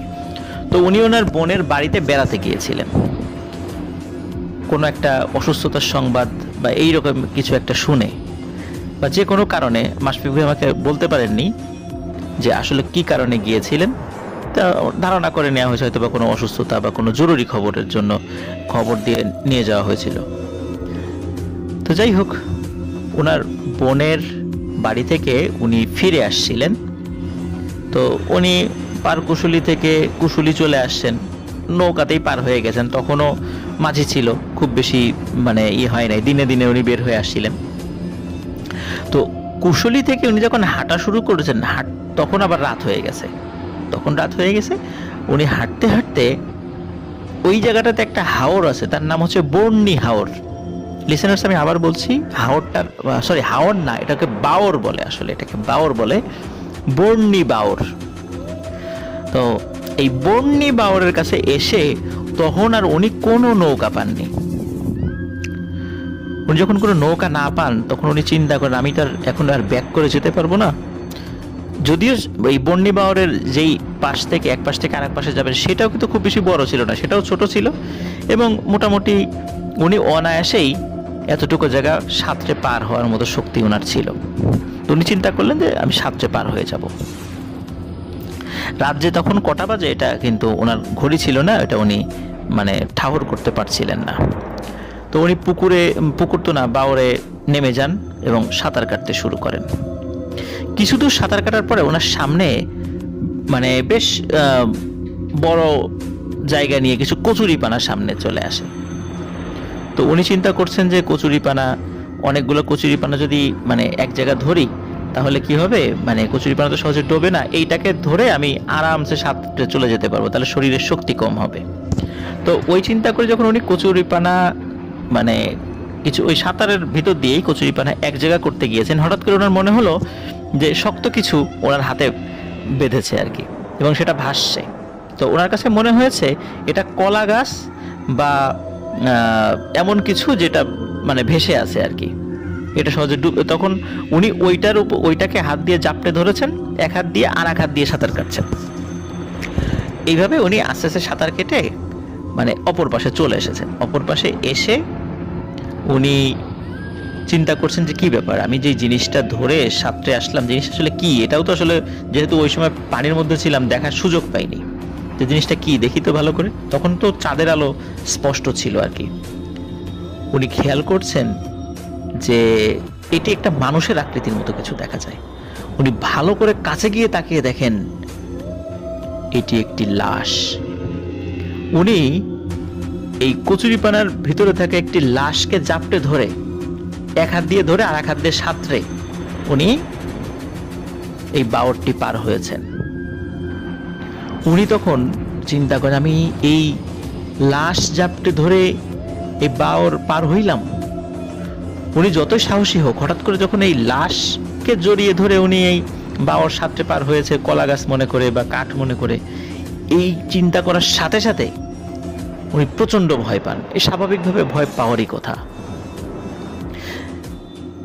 আসলে ওটা সত্যিকারের লাশ ছিল না কোনো মানে প্যারানর্মাল কিছু ছিল, এইটা প্রিয় লিসেনার্স এইটা আসলে মানে জানা যায়নি। এটা জানা যায়নি কারণ ওই লাশটা এমন হয়নি যে লাশটি কোনো কথা বলে উঠেছে বা লাশটি পরবর্তীতে আবার তার সামনে এসেছে, তাহলে কিছু বোঝা যেত। তো যার কারণে ওই লাশটি আসলে প্যারানর্মাল কোনো বিষয় কিনা এটি নিশ্চিত হতে উনি পারেননি, যার কারণে আমরাও নিশ্চিত হতে পারিনি যে আসলে এটা প্যারানর্মাল বিষয় ছিল কিনা। যাই হোক, উনি প্রচণ্ড ভয় পেয়েছেন। উনি তাড়াতাড়ি করে উনি বাড়ির দিকে হাঁটা শুরু করেন। বেশ খানিকটা হাঁটার পরে হঠাৎ করে ওনার কয়েকশো ফুট দূরে একজন মানুষকে দেখতে পান। তার হাতে একটি আলো দেখা যাচ্ছে। এই আলোটি কি আসলে হারিকেনের আলো না কিসের আলো বা নাকি টর্চ লাইটের আলো, এটি বোঝা যাচ্ছে না। তবে মনে হচ্ছে যে এটি হারিকেন জাতীয় কোনো কিছুর আলো। যেহেতু উনি মারাত্মক একটি ভয় পেয়েছেন, মাত্রই লাশের সঙ্গে সাঁতার কেটে এসেছেন, তো উনি চিন্তা করছেন যে একজন লোক পাওয়া গেল, অন্তত এনার সাথে গল্প করতে করতে যাওয়া যাবে। তখন পেছন থেকে উনি তাকে ডাকছেন, ও ভাই, ও ভাই, দাঁড়ান দাঁড়ান। তো ওই লোকটি কোনো ভ্রুক্ষেপ করছে না, সোজা হেঁটেই যাচ্ছে। তো উনি যতই তাড়াতাড়ি হাঁটার চেষ্টা করুক, ওনাদের মধ্যে যে ডিস্টেন্স যেটা আছে, যে কয়েকশো ফুটের যে ডিস্টেন্সটা, এই ডিস্টেন্স আর কমছে না। হ্যাঁ, এই ডিস্টেন্স একই রকম রয়ে গেছে। যাই হোক, কিন্তু উনি কিন্তু কোন পথ দিয়ে যাচ্ছেন এটি খেয়াল করেননি। উনি ওই লোকটার পিছনে পিছনে মানে হাঁটা শুরু করেছেন, কারণ উনি মাত্র ভয় পেয়েছেন। তো উনি চিন্তা করেছিলেন যে একটা মানুষকে আমার প্রয়োজন, যাতে কথা বলা যায়। তো ওনার পিছনে যেতে যেতে হঠাৎ উনি দেখেন ওই লোকটি আর নেই, আর ওনার পাশে একটি অনেক পুরাতন কবরস্থান। এই কবরস্থানটা কিন্তু উনি আবার চিনতেন, এটি অনেক পুরাতন একটি কবরস্থান। তো উনি তাড়াতাড়ি করে কবরস্থানের এরিয়াটা পার হন। পার হওয়ার সাথে সাথে একটি বাঁশঝাড়ের নিচে চলে যান। ডানে বাঁয়ে উভয় পাশেই বাঁশঝাড় রয়েছে। উনি দেখেন এই বাঁশঝাড়ের উপরে প্রকাণ্ড আকৃতির একজন মহিলা দাঁড়িয়ে আছে। মহিলাটির চুল অনেক বড় বড়, একদম পুরো সাদা কাপড় পরা সে, এবং ভয়ানক চেহারা। তখন সে বলছে করিম চাচাকে, করিম, আবার দেখা হয়ে গেল। তোকে বলেছিলাম না তোর সাথে আবার দেখা হবে? ওই রাত্রে তো বেঁচে গিয়েছিলি। আর তখন আমি কি বলে চলে গিয়েছিলাম যে আবার যখন তোর সাথে দেখা হবে তখন তোর জীবনের শেষ সময় ঘনিয়ে আসবে। যখন করিম চাচা ওই ভয়ানক জিনিসটা দেখেছেন এবং তার মুখ থেকে ওই কথা শুনেছেন, তখন তিনি 8 বছর আগের স্মৃতি মনে করতে পারেন যে আসলেই তো তাই। তখন উনি প্রচন্ড ভয় পান, এবং ভয় পেয়ে আসলে কারোর সাথে কুস্তি করা তো দূরের কথা, কারণ ওনার শক্তি তো আগের মতো ছিল না। জোরে জোরে দোয়া পড়তে থাকেন, আয়াতুল কুরসি বা যেই দোয়া উনি জানতেন, সূরা পড়া যেটা উনি মুখে আসে সেটা পড়া শুরু করেন। হঠাৎ করে দেখেন ওই বিশাল আকৃতির ওই মহিলাটি বাঁশঝাড়ের উপরে আর দেখা যাচ্ছে না। তখন তিনি চিন্তা করেন, যাক, এটি চলে গেছে, হয়তোবা দোয়া কালাম পড়ছি, এই জন্য চলে গেছে। তো উনি দোয়া কালাম পড়েই যাচ্ছেন এবং উনি বাঁশঝাড় পার হচ্ছেন। বাঁশঝাড় পার হওয়ার সাথে সাথে দেখে অসংখ্য কুকুর এবং বিড়াল ওনাকে চারদিক থেকে ঘিরে ধরেছে। উনি বুঝতে পেরেছেন যে এগুলো আসলে কুকুর বিড়াল না, এগুলো ওই দুষ্টু জিন ওনার ক্ষতি করার চেষ্টা করছে। উনি কিন্তু দোয়া পড়েই যাচ্ছেন। কিছুক্ষণ পরে কুকুর এবং বিড়ালকে উনি আর দেখতে পান না। উনি চিন্তা করেন, যাক ভালো হয়েছে, কুকুর বিড়াল চলে গেছে। কুকুর বিড়াল চলে যাওয়ার সাথে সাথে হঠাৎ উনি সামনে একজন স্বাভাবিক মানুষ, কিন্তু বেশ মানে উঁচু লম্বা, স্বাভাবিক মানুষ যদি ম্যাক্সিমাম 6 ফুট হয়, হয়তো তার হাইট প্রায় 8 ফুট এরকম। তো এরকম 8 ফুট উচ্চতার বেশ স্বাস্থ্য ভালো একজন মানুষের মানে সে দেখা পান, সামনে চলে আসে সেই মানুষটি। ওই মানুষটি বলে ওঠে, কিরে করিম, এত তাড়াতাড়ি তোকে ছেড়ে দেবো ভেবেছিস? কুস্তি করবি না? এই বলে করিম চাচার উপরে সে আক্রমণ করে বসে। আর শুরুতেই বলেছি, প্রথম আক্রমণের পরে করিম চাচার শরীরে কিন্তু আর ওই রকমের শক্তি ছিল না যে কাউকে সে কুস্তিতে পরাস্ত করবে। ধস্তাধস্তি শুরু হয়ে যায় এবং খুব সহজেই করিম চাচাকে ওই জিনিসটি ধরাশায়ী করে ফেলে। করিম চাচার শরীরে মারাত্মকভাবে আঘাত করতে থাকে। এদিকে ঘটে আরেকটি ঘটনা। আসলে আল্লাহ যাকে রক্ষা করবেন, কোনো না কোনোভাবে সে মানুষ হোক জিন হোক, কাউকে না কাউকে সাহায্যকারী আল্লাহ তাআলা পাঠিয়ে দেবেন বা ফেরেশতাদেরকে পাঠিয়ে দিয়ে তাকে রক্ষা করবেন। ওই সাইড দিয়ে যেখানে ধস্তাধস্তি হচ্ছিল, ওর থেকে আরেকটু দূরে একটি মাটির রাস্তা রয়েছে। আগেকার দিনে আমরা দেখেছি, এখন তো এটা দেখা যায় না, আমরা হেসাকবাতি বলতাম। হেসাকবাতি, আমি জানি না আপনারা এই হেসাকবাতি দেখেছেন কিনা। এই হেসাকবাতি হারিকেনের মতো একটা বিশেষ প্রক্রিয়ায় অনেক সময় ধরে সেটি জ্বালানো হতো। এর মানে এটা যখন জ্বালানো হতো অনেক শব্দ হতো, আর এর আলো হতো অনেক আলো, মানে পুরো এলাকা আলোকিত হয়ে যেত। তখন ওই একটা ভ্যানে 3-4 জন লোক ওই হেসাকবাতি জ্বালিয়ে আসছিল এবং ওই হেসাকবাতির আলোতে চতুর্দিকে আলোকিত হয়ে গিয়েছিল। ওনারা যখন ভ্যানে আসছিলেন, মাটির রাস্তা ছিল, তখন ওই আলোতে ওনারা দেখছেন কি ব্যাপার, দূরে একজন মানুষকে দেখা যায় মনে হয়। ওনারা কিন্তু আসলে মানে দূর থেকে উনি দেখছেন যে একটা মানুষ একবার উপরে উঠছে, একবার নিচে নামছে, মনে হচ্ছে কেউ মানে উনি অদৃশ্য থেকে কেউ তাকে মানে আছাড় মারছে এরকম মনে হচ্ছে, ওই ওই লোকদের ভাষ্য অনুযায়ী আর কি। তখন ওনারা দ্রুত ভ্যান থামিয়ে হেসাকবাতি নিয়ে সেখানে যান, গিয়ে দেখেন যে একজন মানুষ পড়ে আছে। তখনও তার সেন্স ছিল, একদম মুখ থেকে ফেনা টেনা বের হয়ে গেছে এবং খুব মারাত্মকভাবে আহত হয়েছেন তিনি। তখন ওনারা তাড়াতাড়ি তাকে নেয়। এর ভিতরে একজন আবার করিম চাচাকে চিনত, তো তাড়াতাড়ি করে তার মানে বাড়িতে নিয়ে আসা হয়। এইখানে একটা বিষয় বলে রাখি প্রিয় লিসেনার্স, যখন ওই ভ্যানের লোকজন আসছিল, তখন কিন্তু ওই দুষ্টু জিনটি বুঝে গিয়েছিল যে মানুষ চলে এসেছে। তখন কিন্তু ওই করিম চাচাকে বলেছে যে, করিম, আজকেও তো প্রাণে বেঁচে গেলি রে তুই, কিন্তু তুই কি ভেবেছিস তোকে প্রাণে মারতে না পারলেও তোকে এমনিতেই ছেড়ে দেব? তোর এমন অবস্থা করে ছেড়ে দেব, তুই জীবনে আর কখনো স্বাভাবিক হতে পারবি না। এই কথা বলে সে চলে গিয়েছিল। প্রিয় লিসেনার্স, সত্যিই তাই। করিম চাচা যতদিন জীবিত ছিলেন এরপরে উনি কখনো স্বাভাবিক হননি। এরপরে কি হয়েছিল, করিম চাচা এই ঘটনার পরে উনি আস্তে আস্তে কুজো হয়ে যান। মানে উনি রুকুর হালতে, আমরা নামাজে যেরকম রুকু দিই না, উনি ওরকম রুকুর হালতে মানে চলে গিয়েছিলেন। উনি ওইভাবে হাঁটতেন আর উনি প্রচণ্ড অসুস্থ হয়ে গিয়েছিলেন। যদিও বিভিন্নভাবে উনি ট্রিটমেন্ট করেছেন, ঝাড়ফুঁক করেছেন, ডাক্তার দেখিয়েছেন, অনেক বড় বড় ডাক্তারই উনি দেখিয়েছেন, কিন্তু উনি আর কখনো স্বাভাবিক জীবনে ফেরত যেতে পারেননি। করিম চাচার স্ত্রী এখনো জীবিত আছেন। করিম চাচা 2017 সালে মারা গেছেন। বার্ধক্যজনিত কারণে হোক বা এই অসুস্থতার কারণে হোক উনি মারা গেছেন।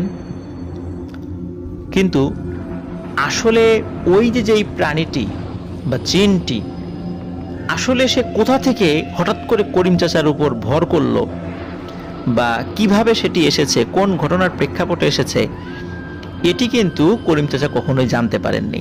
তবে ওনার পরিবার, ওনার স্ত্রী বা আশেপাশের লোকজন ধারণা করেন যে ওই যে বাবুলকে যখন কুস্তি করার মানে আমন্ত্রণ জানিয়েছিল, চ্যালেঞ্জ করেছিল, ওই জমির পাশে একটি বড় তাল গাছ ছিল। অনেকেই বলতো ওই তাল গাছে ভয়ানক কিছু আছে। তো অনেকে বলে যে ওই ভয়ানক কিছু জিনিসটাই হয়তোবা ওই শুনেছিল আর সেই বাবুলের সুরত ধরে এসেছিল। যাই হোক, করিম চাচা মারা গেছেন, আল্লাহ তাআলা তাকে জান্নাত নসিব করুক। করিম চাচার সন্তানেরা, তার স্ত্রী এখনো জীবিত আছেন, হয়তোবা মাশফিক ভাইয়ের এই ঘটনাটি তারাও শুনছেন। করিম চাচার রুহের মাগফিরাত কামনা করছি। সেই সাথে প্রিয় লিসেনার্স, একটি বিষয় বলি, সেটি হচ্ছে যে ওই যে ভয়ানক জিনিসটি, সে কিন্তু বারবার করিম চাচাকে বলছিল যে তোর শক্তির বাহাদুরি আজ শেষ করব। তার মানে আমরা এই ঘটনা থেকে একটা জিনিস শিক্ষা পাই, সেটি হচ্ছে যে আসলে যদি শরীরের শক্তি থাকে বা কারো যদি অর্থ শক্তি থাকে বা যে ধরনের শক্তিই থাকুক না কেন, এটা আল্লাহর দান, এটা আল্লাহর একটা বিশেষ অনুগ্রহ, সৃষ্টিকর্তার একটা অপার করুণা। তো সৃষ্টিকর্তার এই অপার করুণাকে আসলে সৃষ্টিকর্তার প্রতি কৃতজ্ঞতার মাধ্যমে প্রকাশ করতে হবে। আমরা যদি কখনো দাম্ভিকতা প্রকাশ করি তাহলে কিন্তু এমনও হতে পারে এই যে করিম চাচার ঘটনার মতো, যে কোনো একটা দুষ্ট জিন সে কিন্তু এই সুযোগটা নিতে পারে। তো যে ঘটনাটি ধারণা করা হয়, করিম চাচা নিজেও বুঝতে পারেননি আসলে কোন প্রেক্ষাপটে এটি হয়েছে, এটা জাস্ট ধারণা আর কি, যে এইটা ওইখান থেকে চলে এসেছে আর কি। তো যাই হোক প্রিয় লিসেনার্স, প্রত্যেকটা ঘটনা থেকেই আসলে আমরা অনেক কিছু শিখতে পারি, জানতে পারি। আমরা এই ঘটনা থেকে মানে অনুমান করে নিতে পারি যে এটাই আমাদের একটা শিক্ষা। এটি ছিল ঘটনা। ধন্যবাদ মাশফিক ভাইকে, উনি পরবর্তীতে আরও কিছু ঘটনা আমাকে দেবেন বলেছেন। ওনার সাথে আমার ফোনে কথা হয়েছে, তো ওনার পরিবারের সাথে, ওনার বাবার সাথে এবং ওনার জানা আরও অনেক ঘটনা আছে, সেগুলো আমাকে দেবেন। ধন্যবাদ মাশফিক ভাইকে, এবং যারা শুনেছেন ঘটনাটি বা ওনার এলাকার যারা শুনছেন তাদেরকে ধন্যবাদ জানাচ্ছি। প্রিয় লিসেনার্স, এখন যে ঘটনাগুলো আমি আপনাদেরকে বলবো, এই কারণে ঘটনাগুলো বলছি, একত্রে কয়েকটি ঘটনা এখন আপনাদের সাথে শেয়ার করব। 2021 সালে হান্ডা হন্টেড করার জন্য আমি, গোলাম রাব্বি ভাই এবং আমাদের স্থানীয় টিম মেম্বাররা আমরা গিয়েছিলাম টাঙ্গুয়ার হাওরে। টাঙ্গুয়ার হাওরের এমন কিছু জায়গা রয়েছে যে জায়গাগুলো স্থানীয় ভাষায় দোষের জায়গা বলা হয়, মানে সেই জায়গাগুলোতে দোষ আছে এমনটা আর কি। এমন জায়গাগুলো মানে ফাইন্ড আউট করার জন্য আমরা বেরিয়ে পড়ি। আমাদের কাছ থেকে আগের থেকে তথ্য ছিল যে কোন কোন জায়গায় আমরা যেতে পারি। এরই মধ্যে একটি জায়গা আমরা যাব, তার নাম হচ্ছে রূপনগর। আসলে রূপনগরে যাওয়ার উদ্দেশ্য হচ্ছে যে ওই জায়গাটাতে অনেক মুরব্বীরা এসে বসেন এবং তারা অনেক ঘটনা জানেন, আর এই মুরব্বীরা সাধারণত মাছ ধরার সাথে জড়িত আছেন।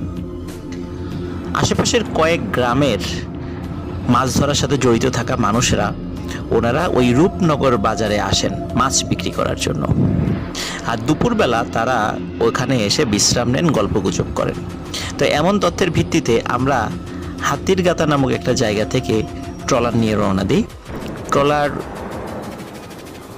রূপনগর ক্যাম্পে যেতে, ক্যাম্প এই কারণে বলছি কারণ আমাদের সাথে আবু সালেহ নামে একজন ছিলেন, যিনি আনসার সদস্য। উনি একটা সময় রূপনগর ক্যাম্পে দায়িত্ব পালন করেছিলেন। তো উনি যখন রূপনগর ক্যাম্পে আনসার সদস্যদের সাথে ফোনে কথা বলেন, তারা বলেন যে ঠিক আছে, আপনারা আসেন, স্থানীয় মানুষদের সাথে পরিচয় করিয়ে দিব। এখানে একটি বিষয় বলে রাখা ভালো, স্থানীয় মানুষেরা হুট করে বাহিরের কারোর সাথে এই সমস্ত ঘটনা শেয়ার করতে রাজি হন না। তাদেরকে দীর্ঘ সময় ধরে বুঝিয়ে শুনিয়ে তারপরে রাজি করাতে হয় ঘটনাগুলো শেয়ার করানোর জন্য। যাই হোক, আমরা সেখানে যাই। রূপনগর ক্যাম্পে যাওয়ার সময় বেশ একটা অসুবিধার মধ্যে পড়তে হয়েছে। একে তো প্রচণ্ড রোদ, আমাদের কাছে থাকা পানি প্রায় শেষ হয়ে গিয়েছিল, খাবার পানি আর কি। তারপর প্রচণ্ড ক্ষুধার্ত আমরা ছিলাম। এর উপর আরও একটা সমস্যা যেটা দেখা দেয়, ওই সময় হাওরের পানি কমে গিয়েছিল। রূপনগর বাজারে যাওয়ার জন্য যেটা সোজা রাস্তা ছিল পানি পথে, সেদিক দিয়ে ট্রলার নিয়ে যাওয়া যাচ্ছিল না। অনেক পথ ঘুরে অতিরিক্ত প্রায় 45 মিনিট আমাদেরকে পাড়ি দিয়ে অন্য পথ দিয়ে রূপনগর বাজারে যেতে হয়েছিল। সেখানে যাওয়ার পর যেই একটা দোকানে ওখানকার আনসার সদস্যরা নিয়ে যান, তাদের সাথে পরিচয় করিয়ে দেন, কিন্তু আমি বারবার তাদেরকে বোঝানোর চেষ্টা করলেও ওনারা কিছুতেই বুঝতে চাচ্ছিলেন না যে আমরা আসলে ওনাদের কোনো ক্ষতির উদ্দেশ্যে আসিনি। কারণ হচ্ছে যে অনেকেই টাঙ্গুয়ার হাওরে মাছ ধরার প্রফেশনে যুক্ত আছেন, কিন্তু টাঙ্গুয়ার হাওরে আইন অনুযায়ী মাছ ধরা নিষেধ। তারা চিন্তা করেছেন হয়তো বা আমরা সরকারের কোনো ইন্টেলিজেন্স উইংয়ের লোক কিনা, আমাদের কাছে কোনো তথ্য বলবে কিনা যে তারা মাছ ধরে, এই ধরনের অনেক চিন্তা ভাবনা করতে করতে পরে তারা রাজি হলেন। তো দুজন ব্যক্তির কাছ থেকে আমরা ঘটনা সংগ্রহ করেছিলাম। একজনের নাম হচ্ছে নকরুল ইসলাম, আরেকজনের নাম হচ্ছে ইদ্রিস আলী। সর্বপ্রথম আমি ইদ্রিস আলী ভাইয়ের কাছ থেকে সংগ্রহিত ঘটনা আমি আপনাদের সাথে এখন শেয়ার করব। ঘটনাটি মানে যেই জায়গাটাতে ঘটেছে সেই জায়গার নাম হচ্ছে তেগুনিয়া। স্থানীয় ভাষায় তারা তেগুন্যা বলে আর কি। তো তেগুনিয়া যেই জায়গাটা রয়েছে, এই জায়গাটি বেশ একটা বড় এলাকা নিয়ে, তো ওখানে অনেক হন্টেড ঘটনা ঘটে। আর যেই নকরুল ইসলাম ভাইয়ের কথা, আরেকজনের কথা যেটা বলেছি, উনিও এই তেগুনিয়া কেন্দ্রিক ঘটনাই আমাদের সাথে শেয়ার করেছেন আর কি। তো প্রথমে ইদ্রিস আলী ভাইয়ের কথা বলি। সেটি হচ্ছে ওনারা মাছ ধরছিলেন একদিন, এটা কিন্তু দিনের বেলার ঘটনা। ওনারা মাছ ধরছিলেন, ঘটনাটি মানে খুব বেশি দিন আগের কথা না আর কি। ওনারা মাছ ধরার সময় ওনারা দেখলেন যে একটি নৌকা আসছে, ওনাদেরই খুব পরিচিত একজন মানুষ, উনি নৌকা নিয়ে আসছিলেন। নৌকাটা বেশ বড় একটা নৌকা ছিল, নৌকাতে বেশ কিছু মানুষজনও ছিল। হঠাৎ করে ওনাদের সকলের সামনে যে ঘটনাটি ঘটে সেটা হচ্ছে, হঠাৎ করে মনে হচ্ছে নৌকাটা তলিয়ে যাচ্ছে, মানে নিচ থেকে কেউ টেনে ধরে নৌকাটিকে তলিয়ে নিয়ে যাচ্ছে। অনেকেই নৌকা থেকে লাফ দিয়ে এদিক ওদিক পড়ে যান এবং তারা সাঁতরিয়ে যখন ওঠার চেষ্টা করছেন, আশেপাশ থেকে নৌকা এসে তাদেরকে আবার তোলা হয়। অনেকে সাঁতরে অন্য পাশে চলে গেছেন, তীরে উঠে গেছেন। কিন্তু ওই নৌকায় একজন মানুষ ছিলেন, উনি নৌকা ছেড়ে আর আসলে নামার সুযোগ পাননি। যে কোনো কারণে আসলে উনি কি নামবেন না এরকম দ্বিধাগ্রস্ত ছিলেন। কারণ নৌকাতে কিন্তু পানি উঠছিল না, কিন্তু তারপর নৌকা ডুবে যাচ্ছিল। উনি একজন চিকন চাকন মানুষ ছিলেন, শুকনা মানুষ ছিলেন আর কি। নৌকা যখন ডুবে গেল, উনিও সাথে সাথে ডুবে যান। তো উনি যখন ডুবে গেছেন, তখন আশেপাশের লোকজন দেখছে যে উনি আর সাঁতরে উপরে উঠছেন না। তখন লোকজন দ্রুত ওই নৌকা নিয়ে ওইখানে চলে যান, গিয়ে তারা ডুব দিয়ে তাকে উদ্ধার করেন। কিন্তু তাকে যখন উদ্ধার করেছে, তখন সবাই খুব অবাক হয়ে যান। কারণ পানির নিচে যখন ডুব দিয়েছে, তখন দেখে যে মাত্র 1 মিনিটও হয়নি যে মানুষটি তলিয়ে গেছে, সেই মানুষটি সেই আগের মতো চিকন বা শুকনা মানুষটি নেই। তার শরীর স্বাস্থ্য অনেক মোটা হয়ে গেছে, মাথাটা হয়ে গেছে বিশাল আকৃতির একটা দানবের মতো। চেহারা ঠিকই আছে, কিন্তু শরীরটা ফুলে অনেক ভয়ানক আকার ধারণ করেছে। এটা কিভাবে সম্ভব? 1 মিনিটের মধ্যে একটা মানুষ এভাবে ফুলে যাবে, তার মাথা এত বড় হয়ে যাবে। ওনাকে অনেক কষ্টে কয়েকজন মিলে পানির উপরে টেনে তোলেন, তারপরে আরও অনেকের সহযোগিতায় তাকে নৌকার উপর তোলা হয়। তার ওজন হয়ে যায় অনেক, তাকে বাড়িতে নিয়ে যাওয়া হয়। মানুষ অনেক ভয় পান যে এটা কিভাবে সম্ভব হলো। উনি কিন্তু জীবিত ছিলেন, ওনার সেন্স ফেরানো হয়। পরবর্তীতে ডাক্তার দেখলেও কোনো কিছু করতে পারেন নাই। পরে কবিরাজদেরকে দিকে ঝাড়ফুঁক করে আস্তে আস্তে ওনার শরীর আবার স্বাভাবিক হতে শুরু করে। স্বাভাবিক হতে হতে আবার আগের মতো হয়ে যায়। তবে উনি নিজে যে কিভাবে এইরকম মোটা হয়ে গিয়েছিলেন, এটা উনি নিজেও বলতে পারেন না। এটা আজও একটা বিস্ময়কর ঘটনা। তেগুনিয়া যে জায়গাটি, ওখানকার লোকজন আমাদেরকে বলছিলেন যে অনেক সময় দেখা যায় অনেক গরু, ছাগল, এমনকি মানুষও সাঁতরে এক পাশ থেকে আরেক পাশে যায়। সবসময় যে কেউ হারিয়ে যায় তা নয়, কিন্তু হঠাৎ হঠাৎ কখনো কখনো কোনো গরু, ছাগল, মহিষ বা মানুষও ওখানে সাঁতার দেওয়ার সময় মাঝখানে তলিয়ে যায়। এটি এখনও ঘটে, সেখানকার লোকজন আমাদেরকে বলেছিলেন। ইদ্রিস আলীর কাছ থেকে ঘটনা শোনার পর আমরা ঘটনা নেই নকরুল ইসলাম নামক একজন ব্যক্তি, ওনার কাছ থেকে আমি ঘটনা সংগ্রহ করেছিলাম। তো উনি ওনার নিজের সাথে ঘটে যাওয়া দুটি ঘটনা বলেছিলেন, একদম ওনার নিজের প্রত্যক্ষ করা। তার মধ্যে ফার্স্ট যেটা বলেছিলেন, ঘটনাটি ঘটেছিল 2007 কি 8 সালে এমন একটা সময়। উনি, আমরা 2021 সালে বলেছিলেন যখন সংগ্রহ করি, তখন বলেছিলেন যে 10-15 বছর বা 16 বছর আগের কথা। সেই হিসাবে আমরা ধরে নিয়েছি যে এরকম একটা সময় হবে। টাঙ্গুয়ার হাওরে রাতের বেলা হাওর পাহারা দেওয়ার জন্য প্রশাসন থেকে বেশ কিছু লোক নিযুক্ত করা হয়, কারণ বিশাল এই হাওরে আসলে পুলিশ বা আনসার সদস্য দিয়ে প্রতিনিয়ত পাহারা দেয়া একটা অসম্ভব ব্যাপার। এই জন্য স্থানীয় লোকদের সহযোগিতায় কমিউনিটি পুলিশিংয়ের মতো তাদেরকে ছোট ছোট গ্রুপে ভাগ করে এই হাওর পাহারা দিতে নিযুক্ত করা হয়। তারা নিজেরাও নিজ দায়িত্বে হাওর পাহারা দেন। তো যে রাত্রে ঘটনাটি ঘটে, সেই রাত্রে নৌকায় ওনারা 14 জন মানুষ ছিলেন। ওনারা যখন পাহারা দিতে দিতে এই তেগুনিয়া নামক যে জায়গাটাতে আসেন, তখনই ঘটে একটা ঘটনা। একটি জায়গায় আসার পর হঠাৎ ওই নৌকাটি, মানে ফ্যান যেভাবে ঘোরে, ফ্যানের পাখা যেভাবে ঘোরে সেভাবে ঘুরতে থাকেন। ওনারা প্রচণ্ড ভয় পেয়েছেন যে এত জোরে নৌকা এভাবে ঘুরছে কেন, অথচ কোনো বাতাস নেই, কিন্তু তারপরও নৌকা এভাবে ঘুরছে। কেউ কেউ নৌকা থেকে লাফ দিয়েছে, আর কেউ কেউ লাফ না দিলে ওই ঘূর্ণায়মান থাকার কারণে নৌকা থেকে পড়ে গেছে। আর নৌকা ঘোরার কারণে অনেকের মাথা মানে ঘোরা শুরু হয়েছে, অনেকে উচ্ছৃঙ্খল আচরণ শুরু করেছে, মানে এক একজন এক এক রকম। কিন্তু অনেক কষ্টে ওই নৌকাকে ওই অবস্থাতেই যখন কয়েক হাত দূরে সরিয়ে নিয়ে যাওয়া হয়, তখনই নৌকার এই ঘূর্ণন থেমে যায়। কোনো বাতাস নেই, কিচ্ছু নেই। হঠাৎ নৌকা কেন এভাবে ঘুরছিল? নকরুল ইসলাম বললেন, ওই জায়গাটাতে মাঝে মাঝেই এই ধরনের ঘটনা ঘটে। নৌকার এই ঘূর্ণায়মান থাকার ঘটনা আমাদের আসলে খুবই অদ্ভুত লেগেছে। এটার আসলে কোনো সমাধান বা পাইনি, বা কি কারণে এটা হতে পারে। তবে নিশ্চয়ই এতটুকু লিসেনার আপনারা বুঝতে পারছেন যে এই জায়গাটা আসলে দোষের জায়গা এবং এখানে অনেক ঘটনা ঘটে। এরপরে নকরুল ইসলাম যেই আরেকটি ঘটনা শেয়ার করেন, এটি হচ্ছে দিনের বেলাতে ওনারা নৌকাতে এক জায়গা থেকে আরেক জায়গা যাচ্ছিলেন, সাথে মাছও ধরছিলেন। এই ঘটনাটি 2015 বা 16 সালের দিকে এরকম একটা সময়।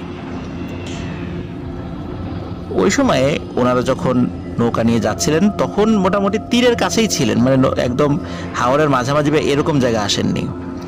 হঠাৎ প্রচণ্ড ঝড় শুরু হয়, কিন্তু ওই সময় কিন্তু ঝড়ের সিজন না, আকাশে রোদ আছে, মানে একদম কি বলবো যে রৌদ্র ঝলমলে অবস্থা। ওই সময় ঝড়ের কোনো সিজন না, কিন্তু হঠাৎ প্রচণ্ড ঝড় শুরু হয়েছে। ওনারা তাড়াতাড়ি করে ওই নৌকাটি কুলে নিয়ে আসেন, কিন্তু এমন ঝড় যে ওইখানে ওনাদের আশ্রয় নেওয়ার মতো কোনো গাছ বা অন্য মানে কোনো শেল্টার নেওয়ার মতো কোনো জায়গা ছিল না, কোনো ঘরবাড়ি ছিল না। ওরা যে কাজটি করেন, নৌকাতে বেশ কয়েকজন মানুষ, ওরা নৌকাটি ছোট ছিল, ওনারা ওই নৌকাটি টেনে মাটির উপরে তোলেন এবং নৌকাটি মানে আড়াল করে নৌকার ভিতরে যে ফাঁকা জায়গাটা আছে সেই জায়গার মধ্যে ওনারা অবস্থান নেন। মানে নৌকাটি তারা ঢাল হিসাবে ইউজ করছেন বাতাস থেকে বাঁচার জন্য। কারণ ওনাদের মধ্যে কয়েকজন মুরব্বী ওনারা বলছিলেন যে এই ঝড় স্বাভাবিক কোনো ঝড় না, এই ঝড়ের বাতাস যদি আমাদের গায়ের উপর দিয়ে বয়ে যায় আমাদের ভয়ানক ক্ষতি হবে। তো ওনারা যখন ওই অবস্থাতে ছিলেন, হঠাৎ ওনারা টাস টাস করে আওয়াজ শুনতে পান। ওনারা দেখতে পান ওনাদের নৌকা মাঝখান থেকে আলাদা হয়ে যাচ্ছে। মনে হচ্ছে কে বা কারা হাত দিয়ে, ঠিক যেমন আমরা চিপসের প্যাকেট বা বিস্কুটের প্যাকেট টান দিয়ে ছিঁড়ে ফেলি, ওনাদের মনে হচ্ছিল কে বা কারা এই নৌকাটিকে ঠিক ওভাবে টেনে ছিঁড়ে ফেলছে। এবং ওনারা কাউকে দেখেননি, কিন্তু একদম নিখুঁতভাবে নৌকার ঠিক মাঝখান থেকে ওই নৌকাটি দুই ভাগ হয়ে দুপাশে চলে যায়। এবং ওনারা দেখেন, ওনারা যেই জায়গাটাতে ছিলেন এই জায়গা থেকে পাশে একটি জঙ্গল এলাকা, ছোট্ট একটা ঝোপঝাড়ের মতো জায়গা ছিল, মাটির বিশাল অংশ সহ ওই ঝোপটা উড়িয়ে নিয়ে অন্য জায়গা ফেলে দিয়েছে। অথচ ওইখান থেকে আশেপাশে কোনো ঝড়ের আলামতি নেই, কিচ্ছু নেই, মানুষজন কিছুই টের পায় নাই। এই বিশাল ঝোপ সহ মাটির বিশাল স্তূপ সহ দূরে নিয়ে ফেলে দেয়া আর ওনাদের নৌকাটিকে দুভাগ করে আলাদা করে ফেলে দেয়া, এটি কি হতে পারে প্রিয় লিসেনার্স?